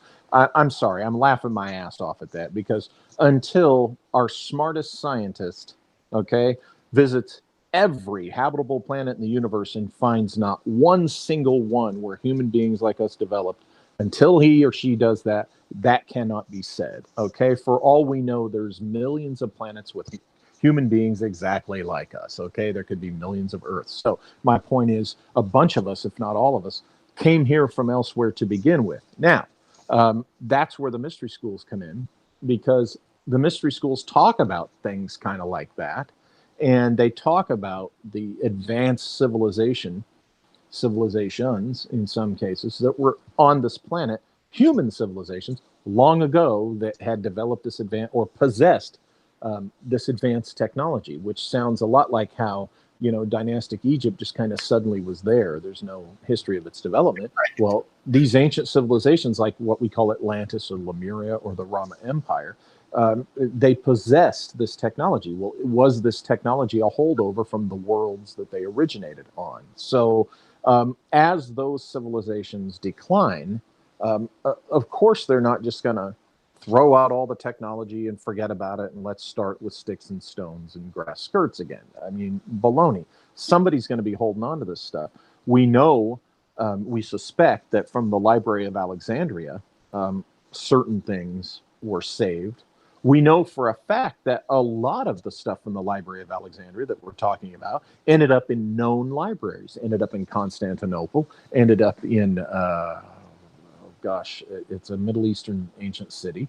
There were 2 or 3 of these libraries that after the Library of Alexandria fell, a lot of their stuff just went to these libraries. So that's where I think the pure erase map and all that comes in, because obviously somebody's holding on to it. Yeah. Somebody. So of course this stuff was preserved. This stuff was maintained and protected and continued to be developed. Now, here's what's interesting.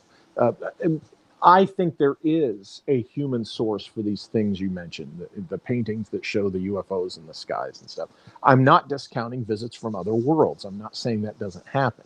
What I'm saying is for that to be the go-to thing every time is a little bit immature intellectually and short-sighted and just an emotional gratification go-to because it's fun.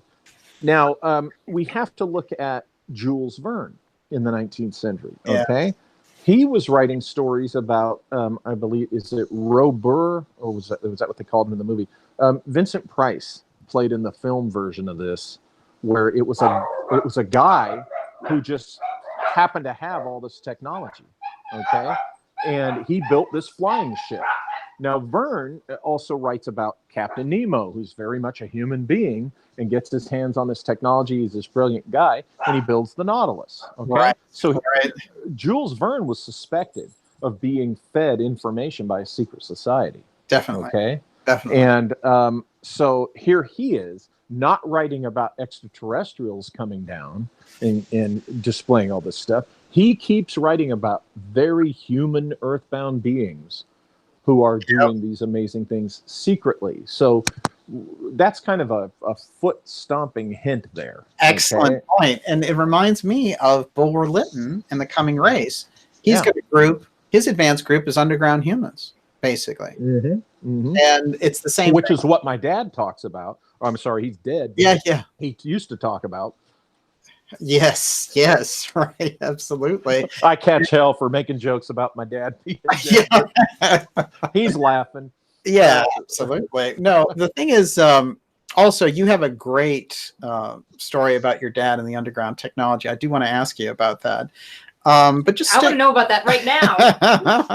Actually, yeah, maybe Olivia's got a point. Do you want to just mention what your dad had to say about being underground around this technology? Oh, yeah. And any details I miss, I did write a book about this titled Shimmering Light. That one's interesting because it's not connected to a series, is it? So like no, it's a standalone, but the data in it actually connects to Origin and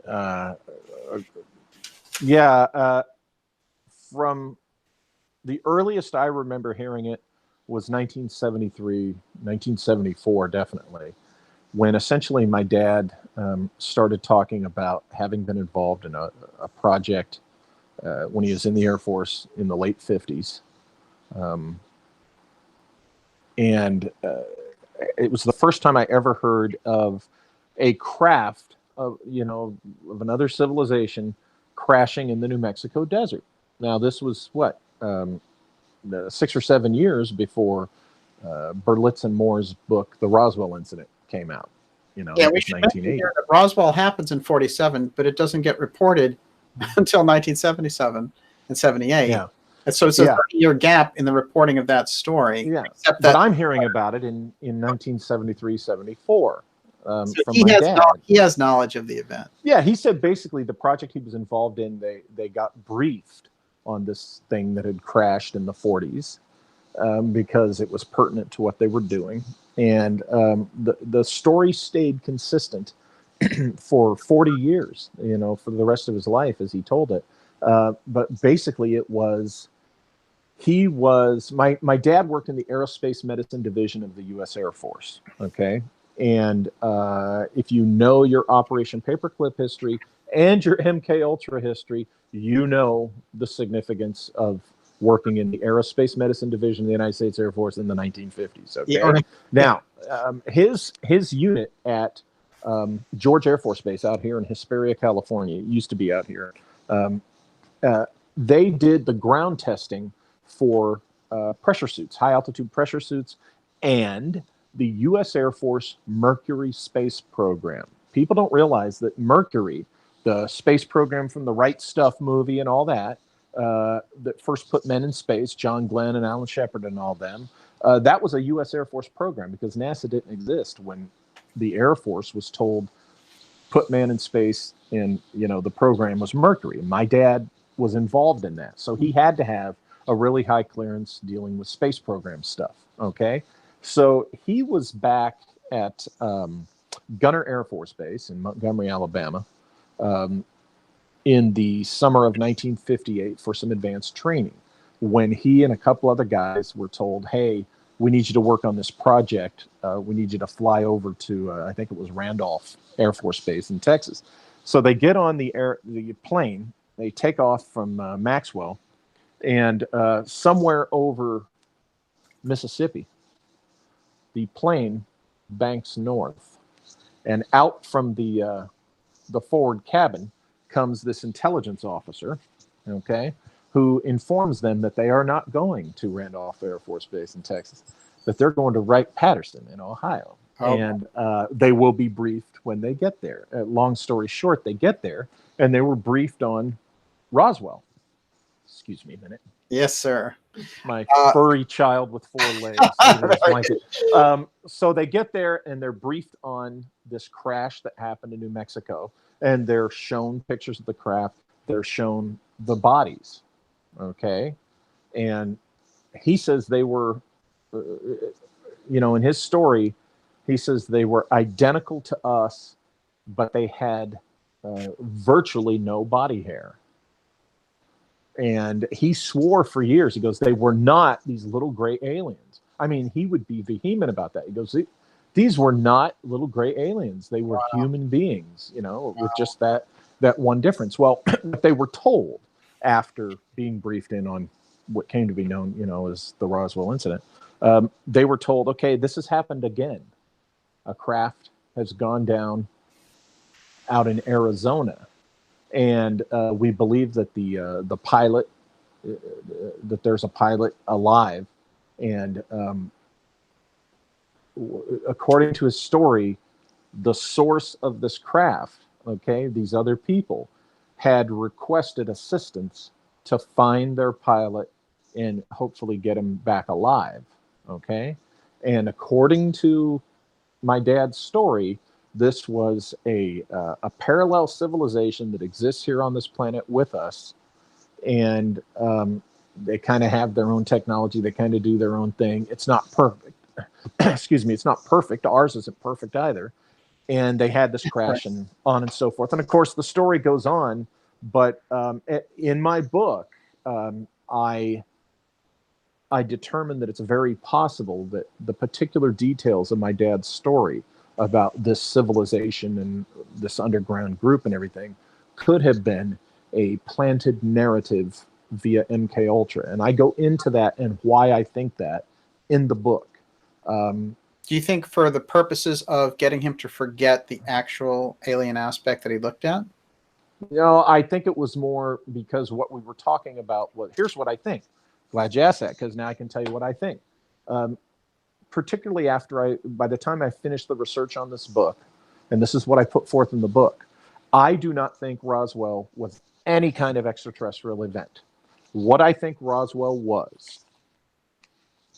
1947, out there in the middle of that New Mexico desert, you had these secret installations, okay? You had the German rocket scientists, you had the American aerospace medicine guys in the new Air Force, or the Army Air Corps, soon to be new Air Force, who really wanted to put man in space.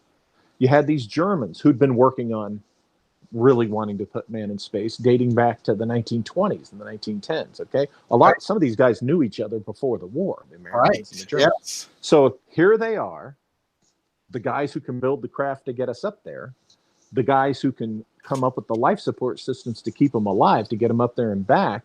They've got tons of money. They're working secretly with no prying eyes. My question to people is, what do you think they were going to do? You're damn right. They built a craft. It was a human crew. And what it was America's first attempt at manned space flight. They shot them up there. They got them into space. They brought them back. And on return, tragically, it crashed. But because they realized they could do it, Roswell was the origin of our secret space program. Because they could get them up there and bring them back, and they knew they could do it again, they realized, oh my God, we have a space program, a manned space program now. We can go forth with this. And I say that explains the tight secrecy. Tell them it's balloons. Let them think it's Jack Parsons opening a portal. Let them think it's ETs and little grays. Anything but the fact that what we've got is the beginning of our true secret space program, because it was the Cold War. We weren't sure how far the Russians were taking this. But I'm going to get a lot of boos and hisses, and we hate you, Bosley. We hate you. Got his own TV show, so What's that? Jack Parsons got his own TV show. Yeah, I know. I got to watch that. I got to wait till it's streaming for free. But my point is, I know I'm going to get a lot of hate for that. But when you look at the historical when you actually do an honest look at what the U.S. Army Air Corps had been doing and was doing at that time, what the German aerospace medicine guys were doing and had been doing at that time. When you look at the stuff that was being done in aerospace, and when you really give an honest look, folks, I really am convinced that, this is what Roswell was all about. It is a fascinating idea. And here's an interesting thing, though, just to go deep into that with you. Yeah. Marcel, when he goes to recover the Roswell craft, he finds hieroglyphic beams everywhere, and he looks at it and he says, "Oh, it looks like hieroglyphs, basically." Yeah. What's that all about then? I mean, if this is a Nazi craft that these German scientists are concocting in the desert, what do you think they're doing with the hieroglyphs? If that's what he really saw, we don't know if it was some type of technological symbology that, no insult to Marcel, he just might not have been. That just wasn't his bailiwick. Right. Remember, we have to go on, this is what I saw, this is what I think this did. Now, here's the thing. On the other stuff that he claimed about the memory foil, the memory metal and all that, I recommend people, whether they like it or not, find Joseph Farrell's Roswell and the Reich book, okay?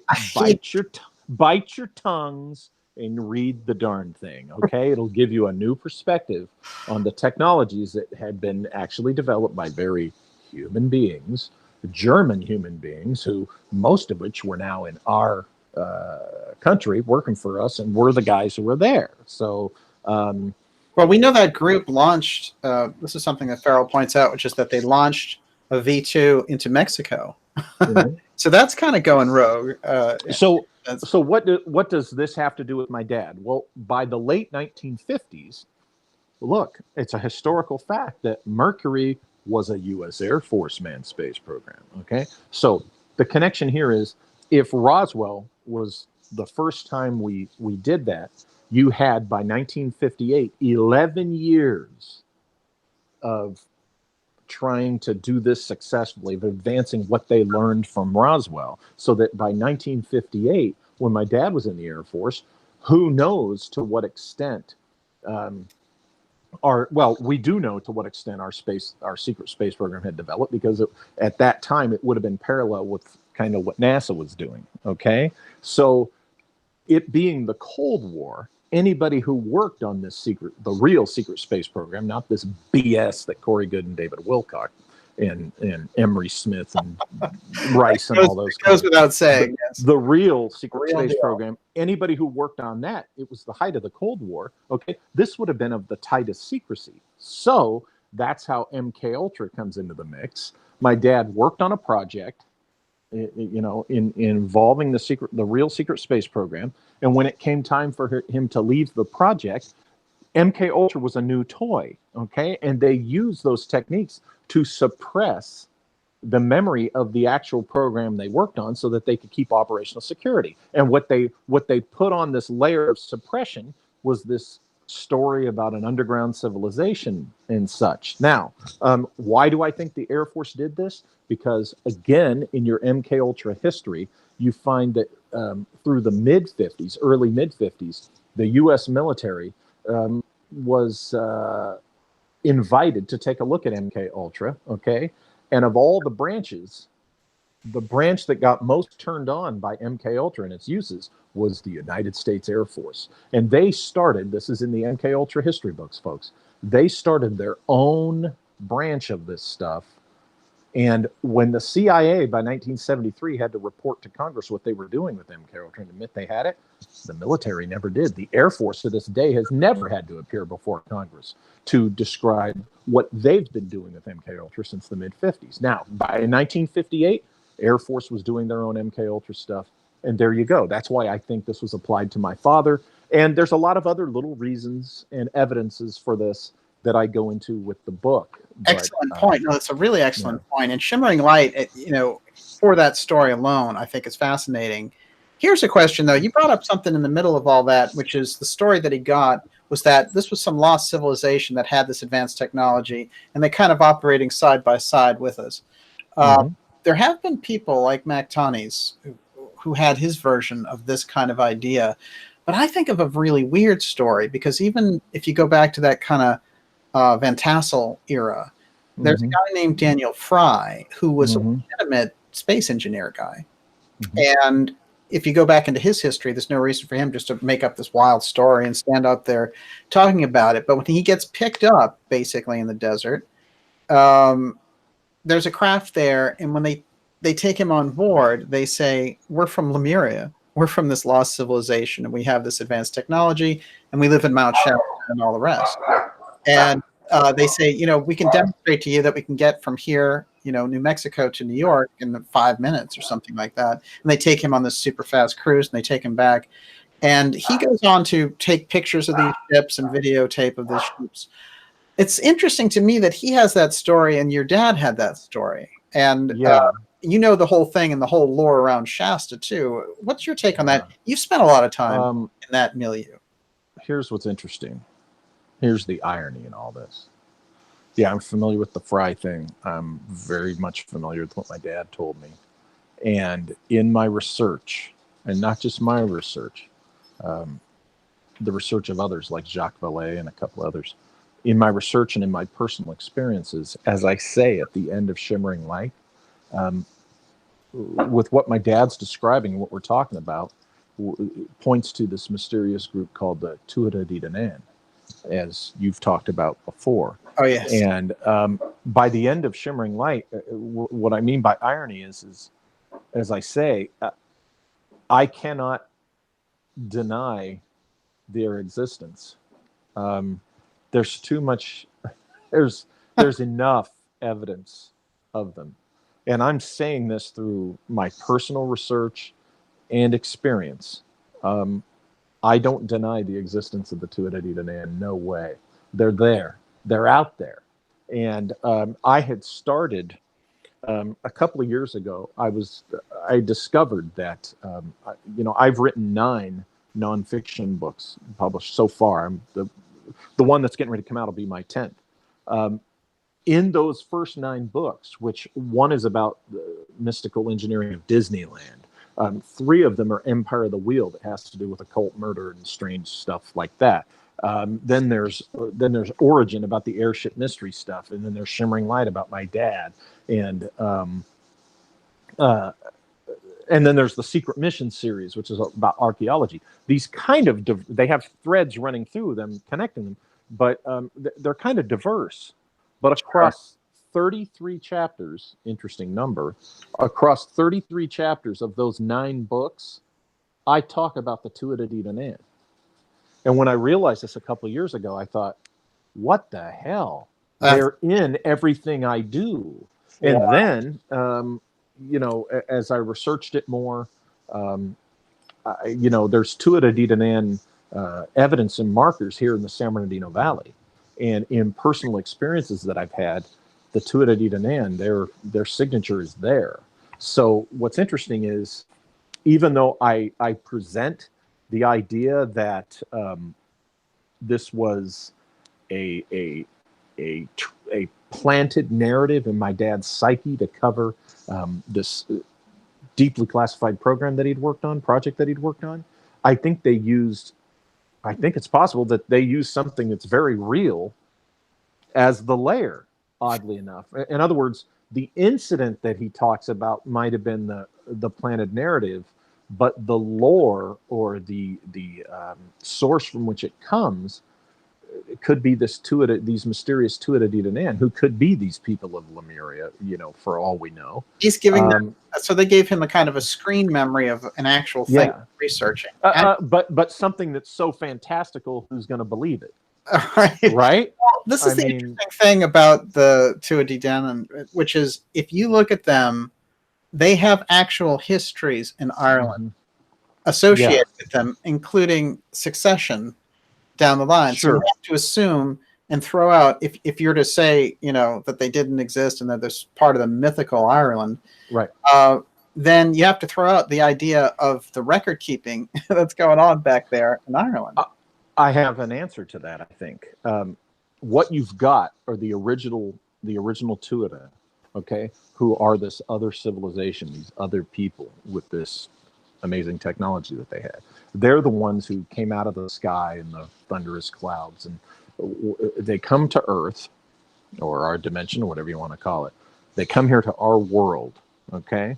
And they begin, as the stories say, they conquer the human tribe that resists them, and then they kind of befriend them. And they say, okay, you resisted us, we whooped your butts, now we want to help you develop your technology. And now you're going to become kind of an agent culture of ours. You're going to, you know, we're going to absorb you.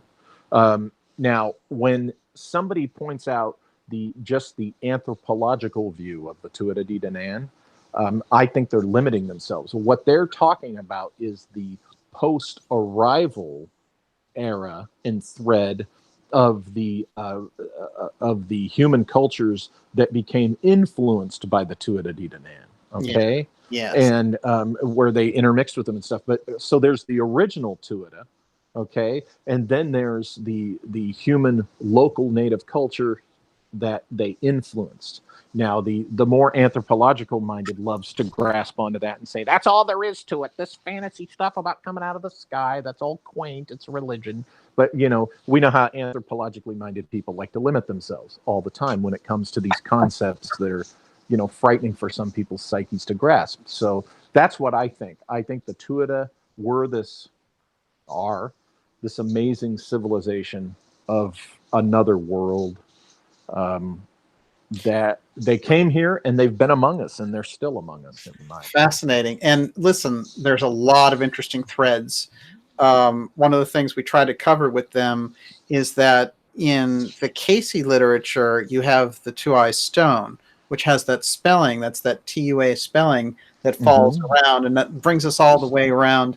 And we made these connections to the tribe of Dan, you know, right. And so this is interesting, the way that they moved around too. It's like Ireland, you know, Greece, Jerusalem. I mean, it's kind of fascinating. Well, one researcher out there has pointed out that when you look at the Irish mythologies and stuff, at about the time that they disappeared from Ireland, suddenly you had your Quetzalcoatl, Viracocha type stories starting to happen in the Americas. And then about the time that Viracocha and Quetzalcoatl and those kind of stories disappeared, you had the Tuatha Dé Danann arriving in Ireland again. So yeah, they're moving around the world. I think that they are the source of the megalithic culture. You know, these mysterious megalith builders, you know, in Peru, in you know, on Malta, you name it. When you see that, I think that's the Tuatha Dé Danann culture going around the world. Is this the advanced Atlantean group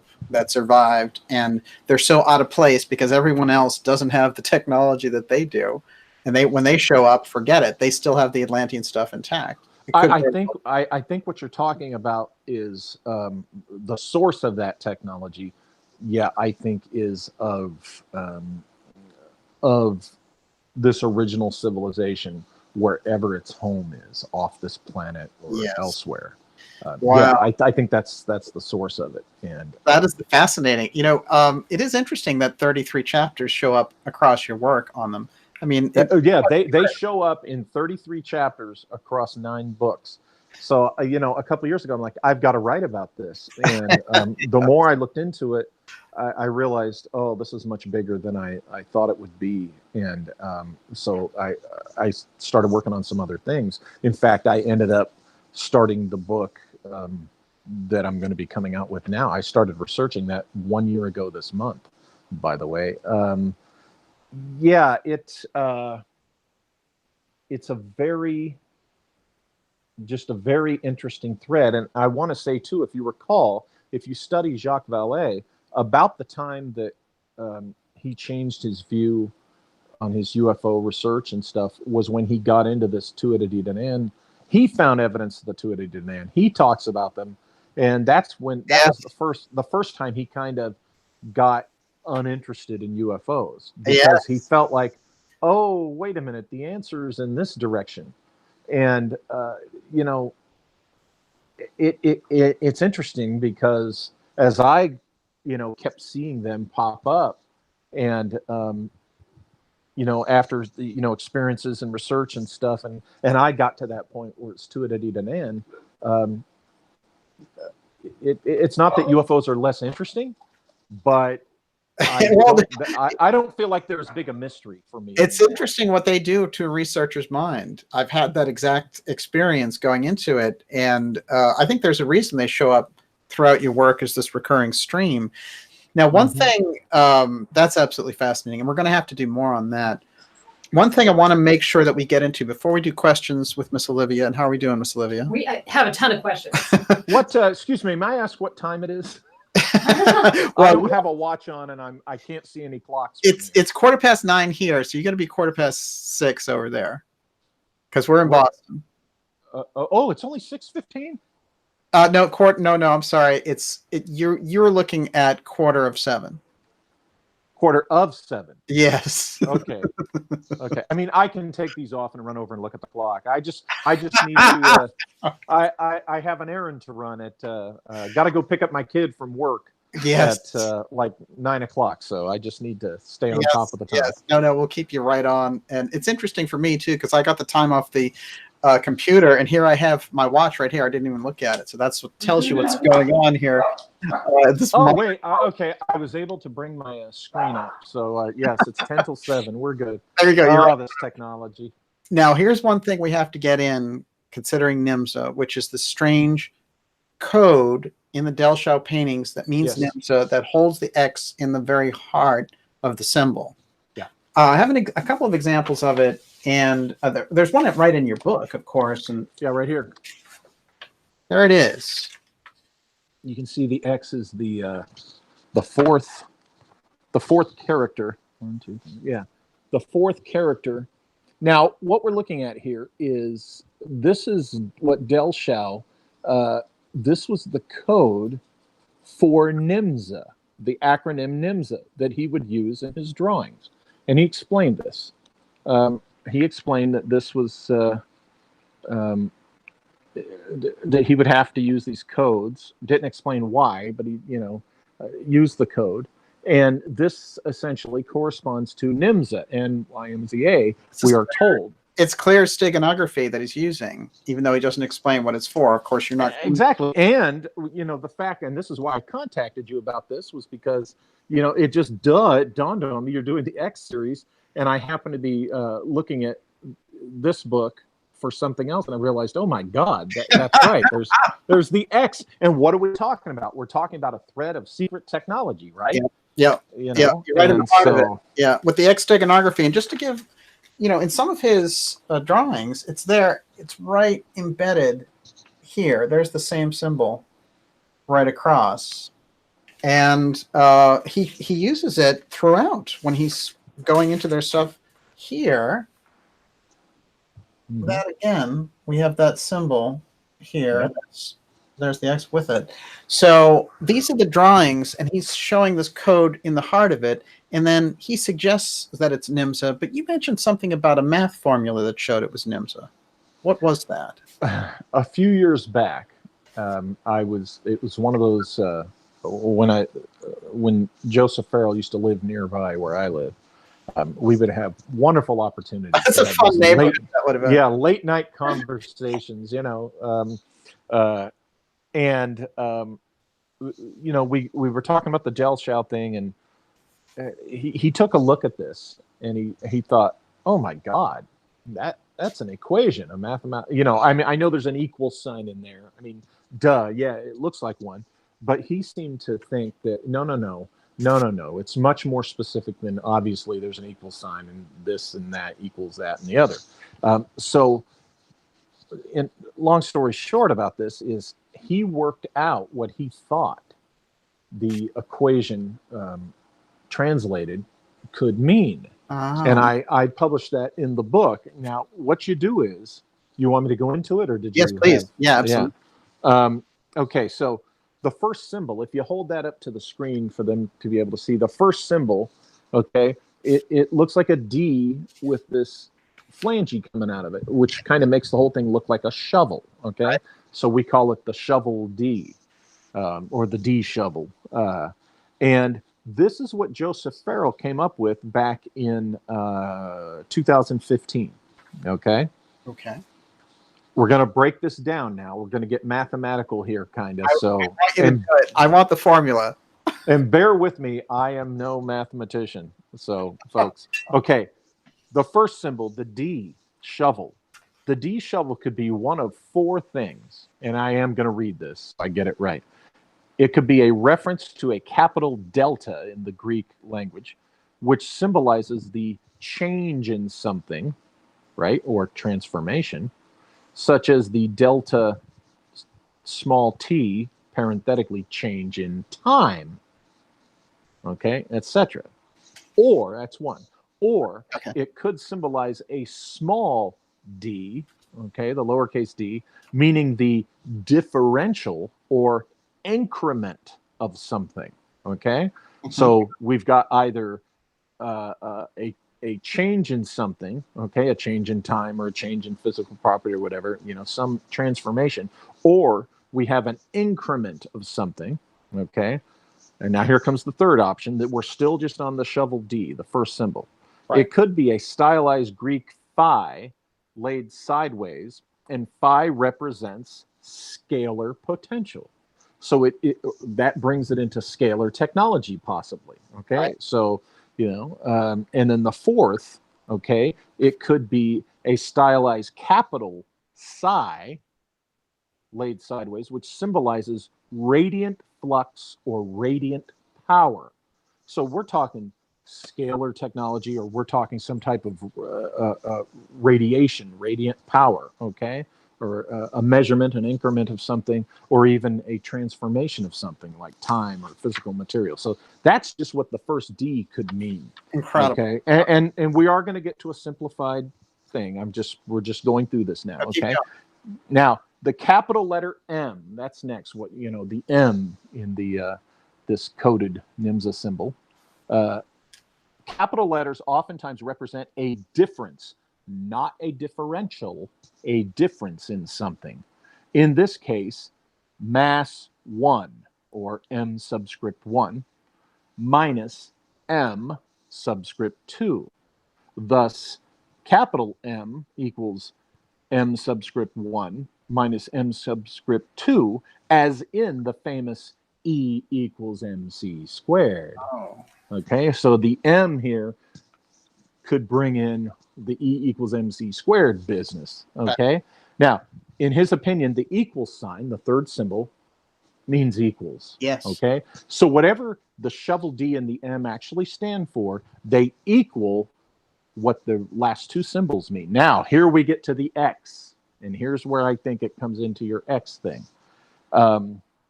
X could be, one possibility, a variable X standing for what we don't know.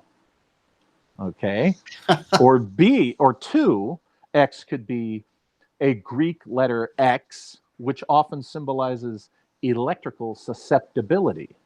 Okay, which then implies electromagnetics or something like, okay, or applied electrics.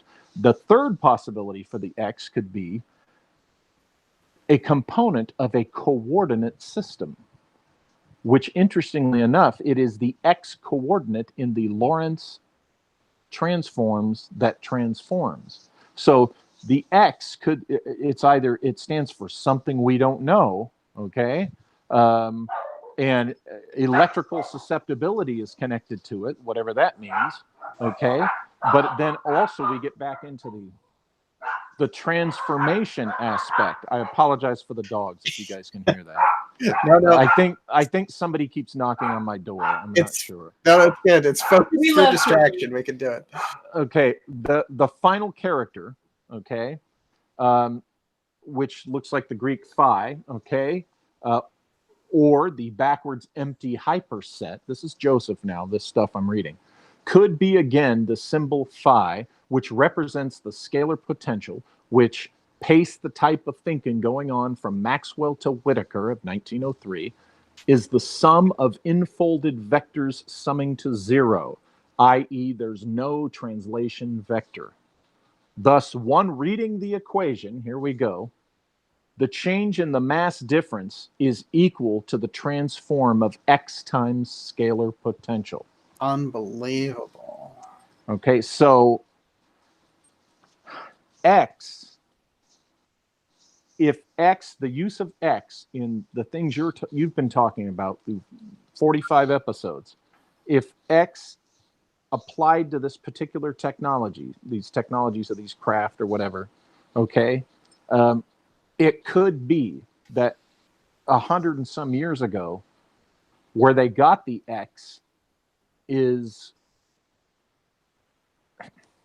I had it on the tip of my tongue, what they figured out about this equation, for example, specifically the X element of it, okay, could be the thing that you would find in all this X technology that you have been reporting on. Yes.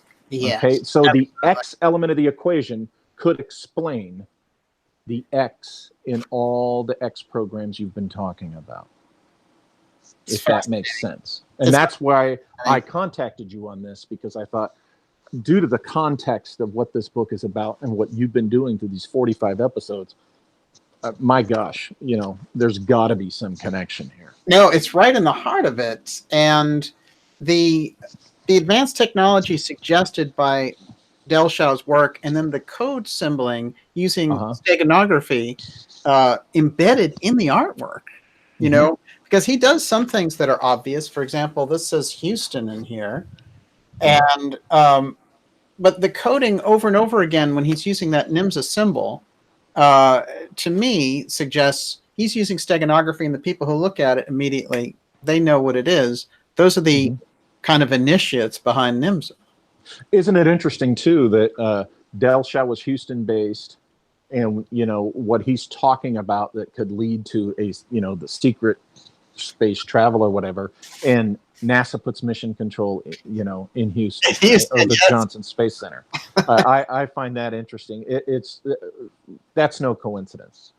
That's the thing is, I think what Dellschau was talking about, I think this equation we just went through, I think this has something to do with what they've been doing with all this stuff, clearly with a secret space program.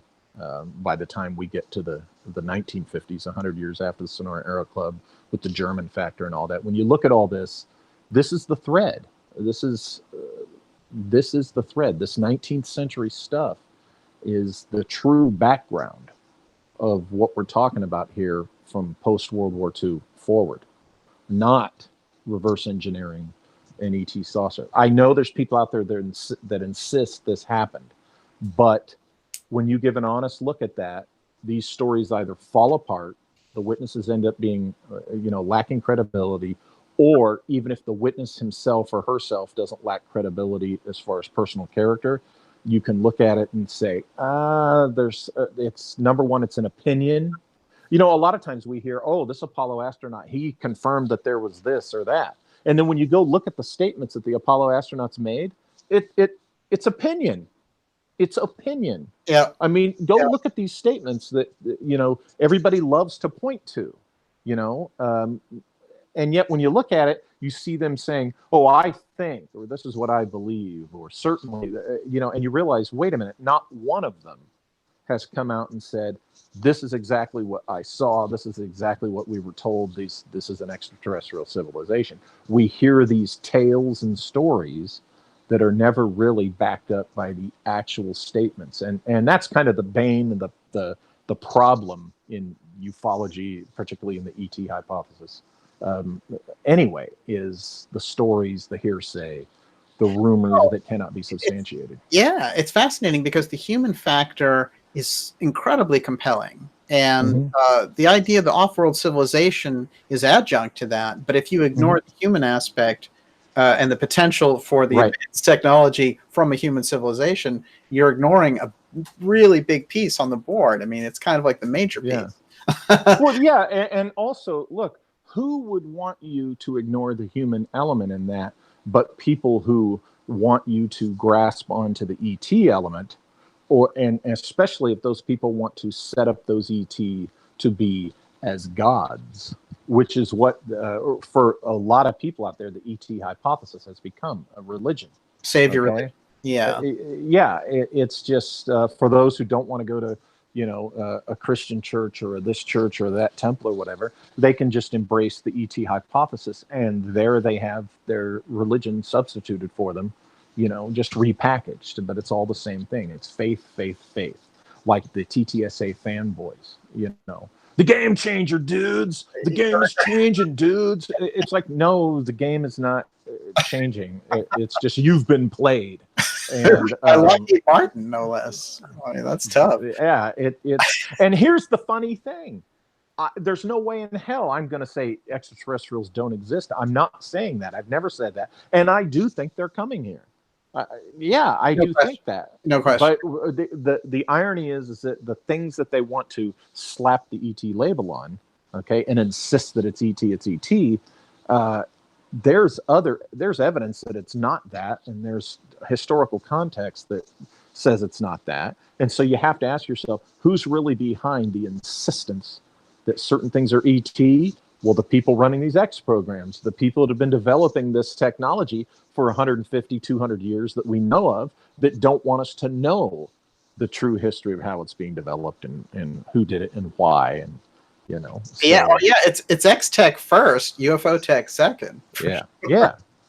So Olivia, you have been very patient, and patience is a virtue, and in patience possess ye your souls. I want to remind everyone you're watching the Dark Journalist program. We're here with Walter Bosley, and we're going deep on his origins book, and he has a new book coming out. We're going to get into that, but let's get into a few questions here with Olivia now. Okay, so David Tormina, Walter, do you believe that X is related to consciousness technology? No. Not within the context we've been discussing tonight. Now, if something has been developed in our times, then the answer would be, yeah, why not? So if that's what you mean, if you mean the present day modern, yeah, I think that's in the mix, but I don't think that that was the start of it. I think the consciousness technology would be a byproduct of this. Fascinating. Miss Olivia. Okay, I don't know how to phrase this question, but I've been wanting to ask you, Walter, about your conclusions about dimensionality and how that fits into all this. Multidimensionality. You mean my, like, the opinions that I've stated about like my beliefs and in other dimensions and things? And how that fits in with interdimensional beings and that sort of thing. Wow. That goes into, I've had a lot of personal experiences, intense experiences since I was 16 years old over the years that I haven't written about and that I don't go into. Mainly because I can't prove to any of you that I've had them. And this goes into why I see things the way I see them personally. And as you can tell, it's very awkward for me to talk about this because to go into all these experiences would be like a series of shows to go into them in depth. And I don't think I could convince very many of the listeners that it actually happened. But the nature of these experiences and, over the years, the things I've researched, has convinced me even further that there are multiple dimensions, and that's the best I can answer that. I do think there's an element of, and any individual can experience this. I'm not special. No one's special. I'm not saying that, a special revelation or anything. But the experiences I've had, I think anybody can have them. But I think to an extent they are a gift. There's certain things that if you unlock certain locks and you unveil things, that you gain access to certain things. And wow, that sounds really vague and stupid, but it's okay. Let me bring it back. Access to different levels. Here's the thing: when Hecate or the veiled Isis, in her form as veiled Isis, when she lifts her veil and reveals her true nature to you, what is her admonition? That you tell no one. Finger to the lips, you tell no one. And I believe in that. Okay, I believe you're not really supposed to be. You reach a certain point where you're not supposed to be sharing every little thing that you come to because it's there for everybody else to figure out too. And you're going to kind of ruin the experience for others. Okay, because it's not something you can tell and share anyway. It's something you have to experience for yourself to really grasp all the dimensions of it. Okay, so. Yeah, I think actually. What was the question? How do I come to that? Yeah. Keep going. I couldn't help but think. Yeah, I don't know. I have a resistance to the idea of inner Earth. Obviously we have underground bases, but this sort of civilization. I just wonder if that could be. For me, actually, it's easier to believe that that's somehow interdimensional. Okay. Well, here's the thing. I don't think there's a hollow Earth like the Earth is a big hollow sphere kind of thing.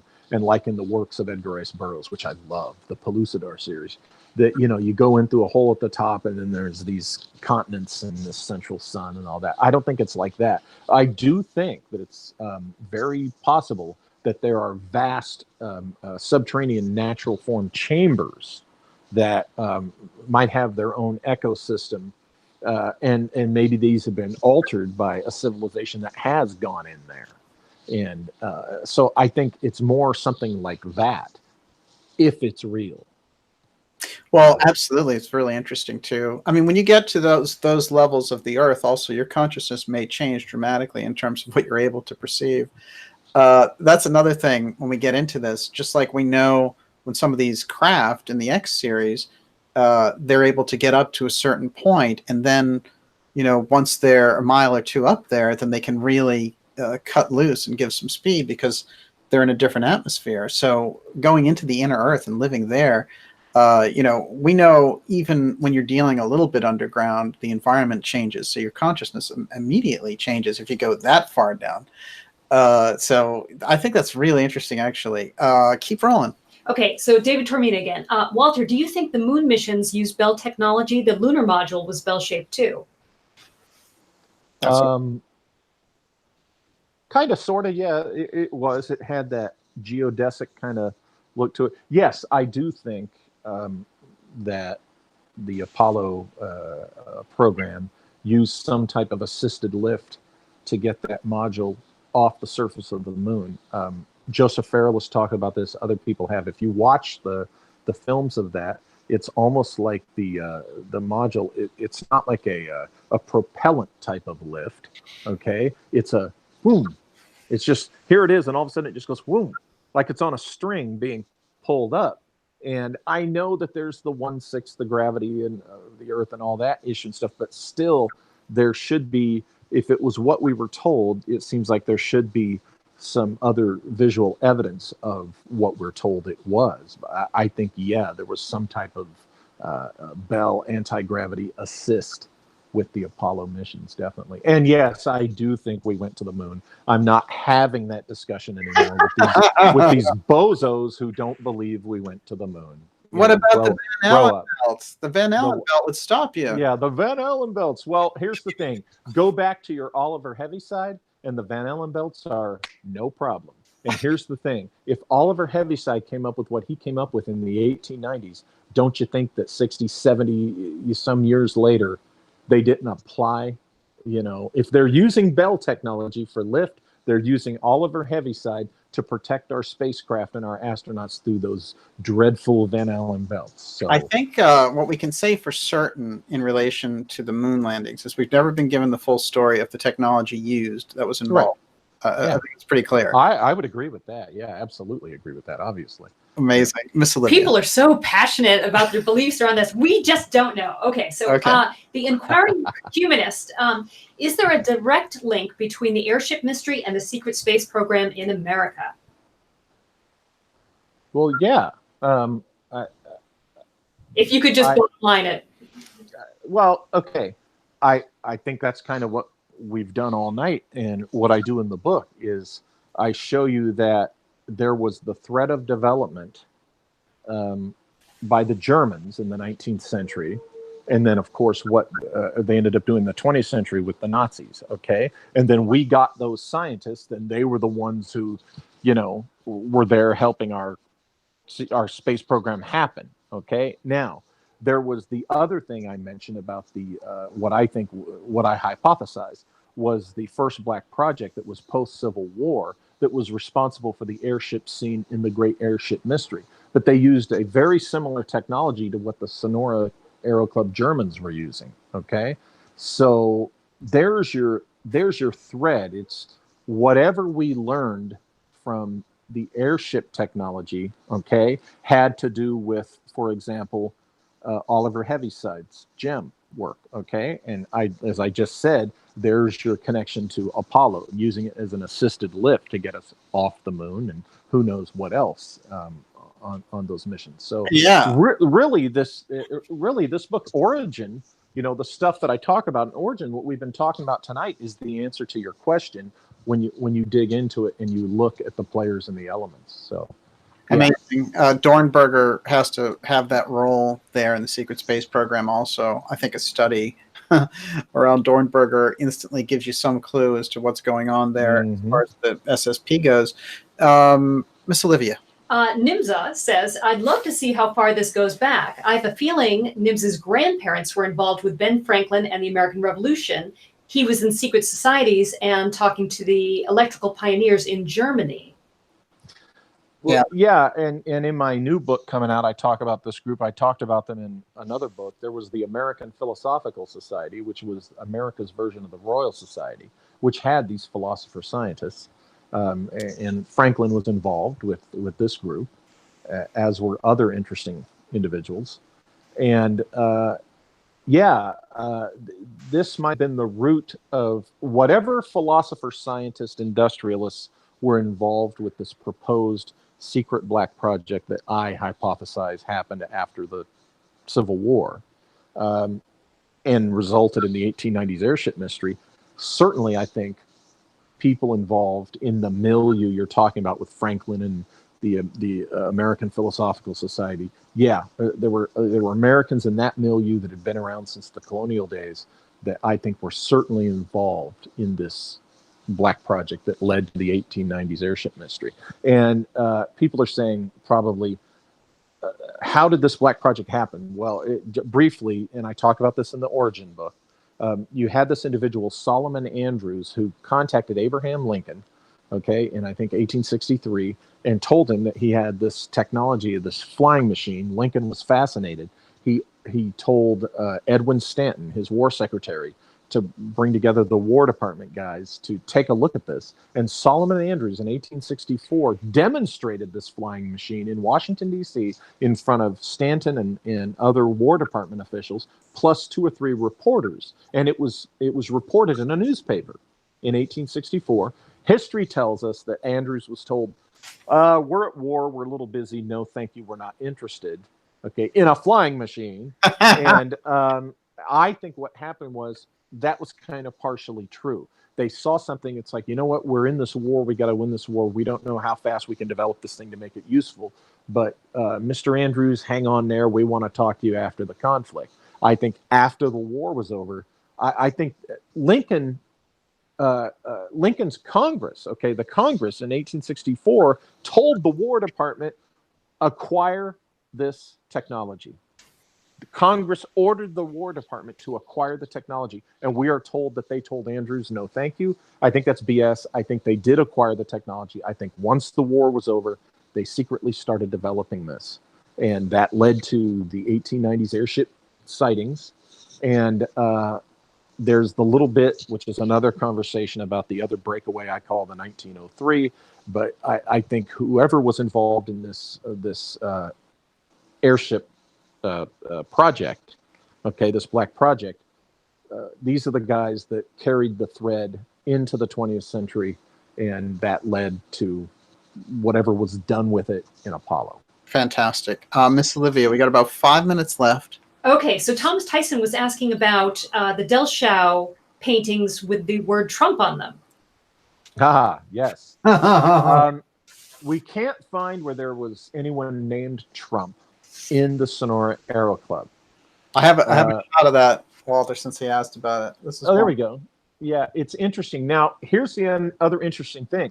When you look at the number series on Dellschau, had a number series on his arrows. Okay, the Trump arrow was in the 4500 series. Which president of the United States is Donald Trump? Wow. How many episodes of X have you done before this one? Donald Trump is the 45th president of the United States, and they're drawn in the 1890s of an 1850s arrow is the name Trump, like it's on the top of a casino, and it's in the 4500 series. It's quite remarkable, and I'm going to take a look at this. Yeah, we are getting into Ingersoll Lockwood territory, my friends. There's a little shout out to my buddy Todd Wood, who asked me about that, and I am looking into that, and that will be connected with looking into this. But here's the thing. I have yet to find where there was a Trump involved in the Sonora Aero Club, but let's remember that Frederick Trump, Donald's grandfather, came from Germany in the late 19th century, okay? Yes. And he did have family here. I'm working on something now. I don't want to go too deep into it, but I'm trying to put the pieces together with how, because we have John G. Trump, Donald's uncle, who was asked by the FBI to look at the Tesla papers, as we know. You've talked about that. Yes. So at some point, I do think that the Trumps learned about these things we're talking about. And I'm still trying to put the pieces together. It's a perfectly reasonable assumption, especially since John Trump, his mentor is Vannevar Bush.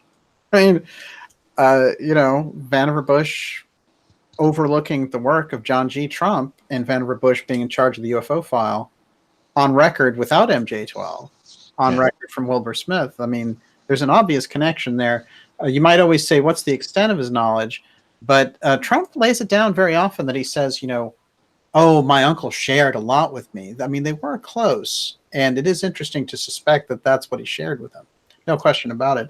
We'll take a couple more questions. I want to remind everyone you're watching the Dark Journalist show, and we're here with Walter Bosley, going deep on the work that he's done on Nymza and its connection to the X technology. That's a close-up of the equation that Walter was showing earlier. And I have to say, it's quite compelling. I think that those explanations and the fact that Joseph worked on those with you, it's a very interesting part of the Origins book. And there's a lot in there with the X Steganography and tracking that kind of secret code through the technology, and then finding it here in someone who said this group was operating in 1850. That represents now 170 some odd years at least. It's quite remarkable. And Walter, before we take the last two questions, the newest book, which is Secret Missions 4, everyone who knows you've been working feverishly at it, and you say it's actually going to be done in April? No. It's going to be done this month. It's going to be released this month. In fact, I might be earlier than my projected date. I'll say that here and now. Right now, it's under what I call colleague review. I won't dare say peer, because I don't consider myself a peer with the person who's looking at it. But a colleague has received it last night, the rough draft, and is reading through it now as I go through revisions. And I've owned a publishing company since 2002, and I publish my own works. I've also published other authors, and I do print on demand. So that's how I'm able to release books quickly after I finish them. As soon as the manuscript is ready, I'm my own publisher, print on demand. I just load it up and it's ready. You don't have to wait like months. So where do people go to find your new book? It's print on demand only at lulu.com, LULU.com. I have a sales page there of all my stuff, and just lulu.com. It's worth the wait. The prices are good, and you end up with a nice printed book. I used to do the digital books, but Amazon's not good for small publishers and indie authors. So I'm not very. I have some fiction on Kindle. Let's say it's harder to plagiarize the print book. Exactly. A little harder. It's harder to steal. Wow. Well, the work is fantastic. Olivia, what do you got? Well, Mirror 13 wanted to know, is Walter's TV show still moving forward? Yeah. How is that looking? You mean the Empire? See, Shimmering Light, there's also a producer that's been wanting to develop Shimmering Light, and that started a year before I sold the rights to Empire of the Wheel. So I got two things going. But Empire of the Wheel, folks, briefly, I've talked a lot with the producer over the last month since the holidays, gone over little details that she's asked for a lot of input. And the concept, the producer laid out the concept. It's projected to be a 3-season project, and that's how it's being pitched. And the way that she has laid this out and her vision of it is just so exciting. It really is. And those of you who've read the books, I think are going to be very pleased. I mean, we know that they usually take a little license to, make the drama interesting, but nothing that she's taken license with and tweaked a little bit betrays what's in the books. And I'm very, very pleased with that. And she's really put out that I'm excited about it. I'm excited about it. And the pitch should happen sometime soon here. And I'm hoping to be able to tell more about it at that time. EOTW, as we know, the Empire of the Wheel series. Fascinating. And of course, we're rooting for you to get a cameo in the series. That's what's do it. Olivia, well, the producer said that if they depict me, I don't want to go too much into that, but they're supposed to depict me doing the research and investigation. I said, great, give me enough time to lose weight so that when you cast somebody, it's you don't have to cast the fat guy. So. We can only see how that's going to work out. If you get a chance to choose the guy, that'll be good. Oh, I won't. That's not how it works. I jokingly told her, I said, I'm no Harlan Ellison. I loved Harlan Ellison, but I'm the kind of writer that, my gosh, you give me money to make something of mine into a dramatic TV series, I'm going to sit back and smile and love it. I'm fantastic. Fantastic. So, but I'll have no input, no say, other than when they ask me. And she's doing great on her own with putting this together. No, it's awesome. I mean, there's a lot of exciting potential around it too, in terms of what it could open up for the conversation. Absolutely. Miss Olivia, the last question, go for it. Okay, well, actually, I've got two more questions. Very good. One is, okay, Kate Schneider wants to know, what are Walter's thoughts on the UFO Oumuamua, with scientists now strongly considering it as part of an alien spaceship? Excellent question. Wow. I got to be honest with you on that one. That one has been very convincing to me from the start. I think and we all could be wrong, but you're asking me what I think now. At present, I think we might literally, honestly, be looking at some intelligent ET thing, and that's exciting. I hope it's true. Some sort. A what? It's kind of a probe of the universe. Yeah. It's so far what I've heard has me on that side of the spectrum, the ET side of the spectrum. So see, folks, I don't totally rain on the ET thing. Okay, I try to call error and BS where I see it through analysis and research. But that one, I think, Uma, however you pronounce it, I think it's legit at this point. I think it's legit till proven otherwise. How do you expect if that's true, how do you expect that to be revealed and for the public to react to it? Well, first of all, I think, I think it'll be only the most ignorant element of the human spectrum here on Earth will have a negative reaction to it. Okay. And those people just need to, let's hold their hands. But they need to be told, you'll calm down. You will not cause issue over this. Okay. Sorry if your reality bubble has been burst. It's not the 6th century or whatever era you're living in. But seriously, I think most human beings are going to be fine with it. I've been of the mind that the ETs, I think they are going to determine how they're disclosed.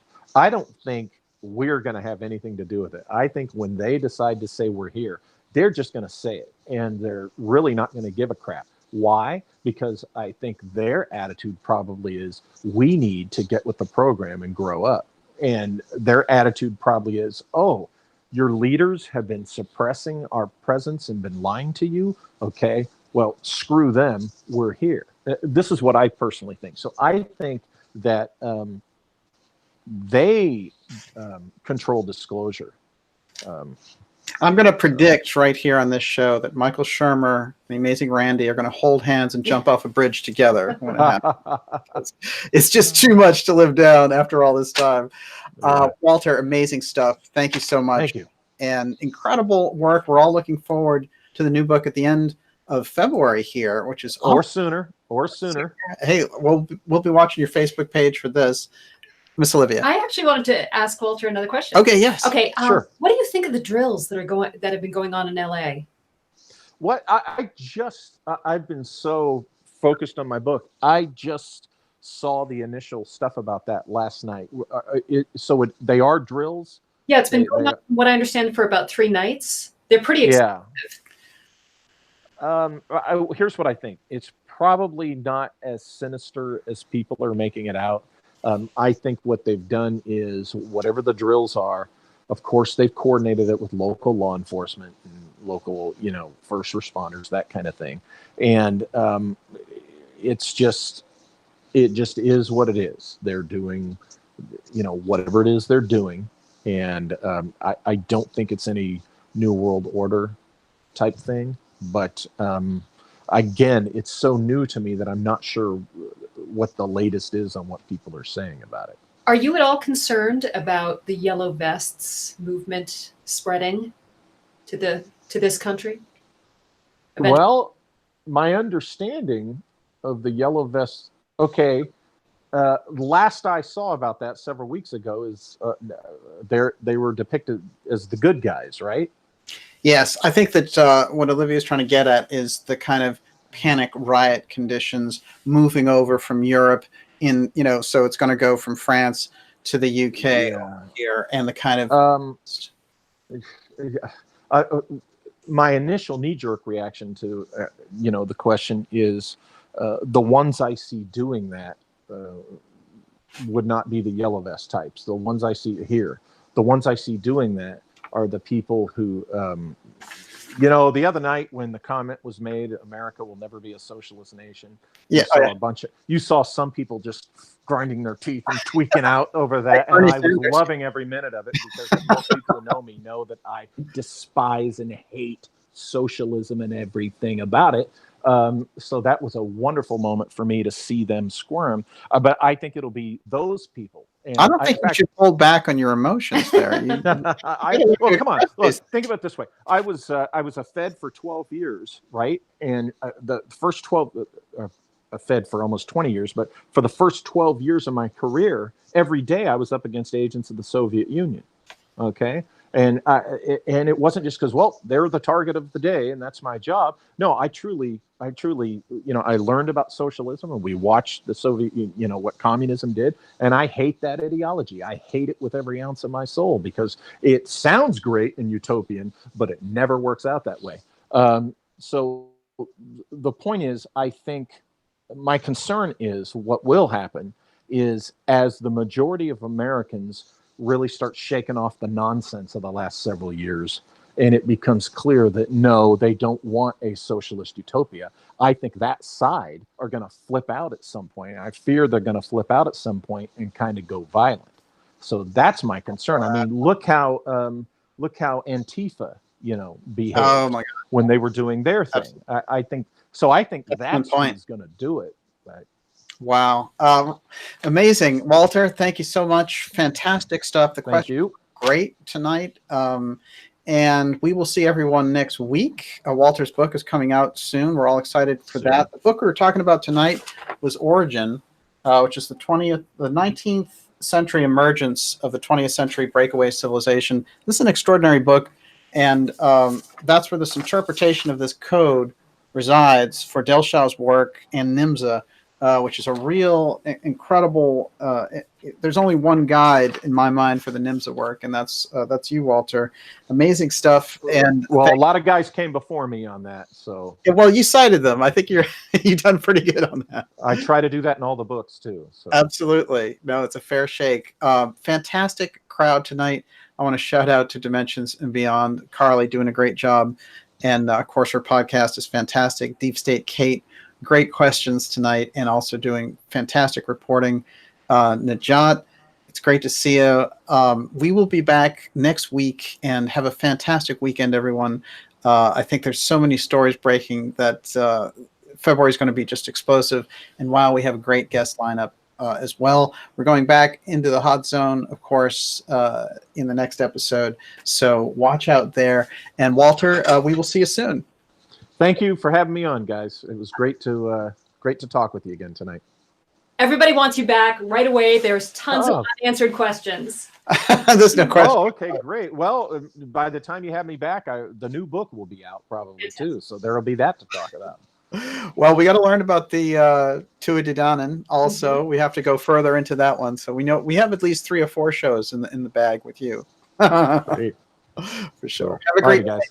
All right, you too. Thank you. And everyone, Miss Livia, thank you so much. Excellent job, as usual. Fantastic questions. We will see you next week. Remember, get in there with the newsletter. Sign up for the Dark Journalist newsletter at darkjournalist.com. Get that free flow of information going back and forth off the social media platforms. Get behind the show. Subscribe to the show. We extend the discount out. This is it, guys. But it is important. This is the good timing for it. So you're going to want to be a member coming up. I can guarantee you with a wink that you're going to want to be a member, especially because of things that are coming up in the next 2 months, which are explosive. And everyone, great show tonight. Thank you so much. We will see you next week. And Olivia, the last question is, what's for dinner? Pizza. Pizza. And root beer. Now that's interesting. Pizza. Is that a code? It's a commercial. Oh, I thought we might be looking at Nymza too. Thank you so much, everyone. Pizza. Pizza.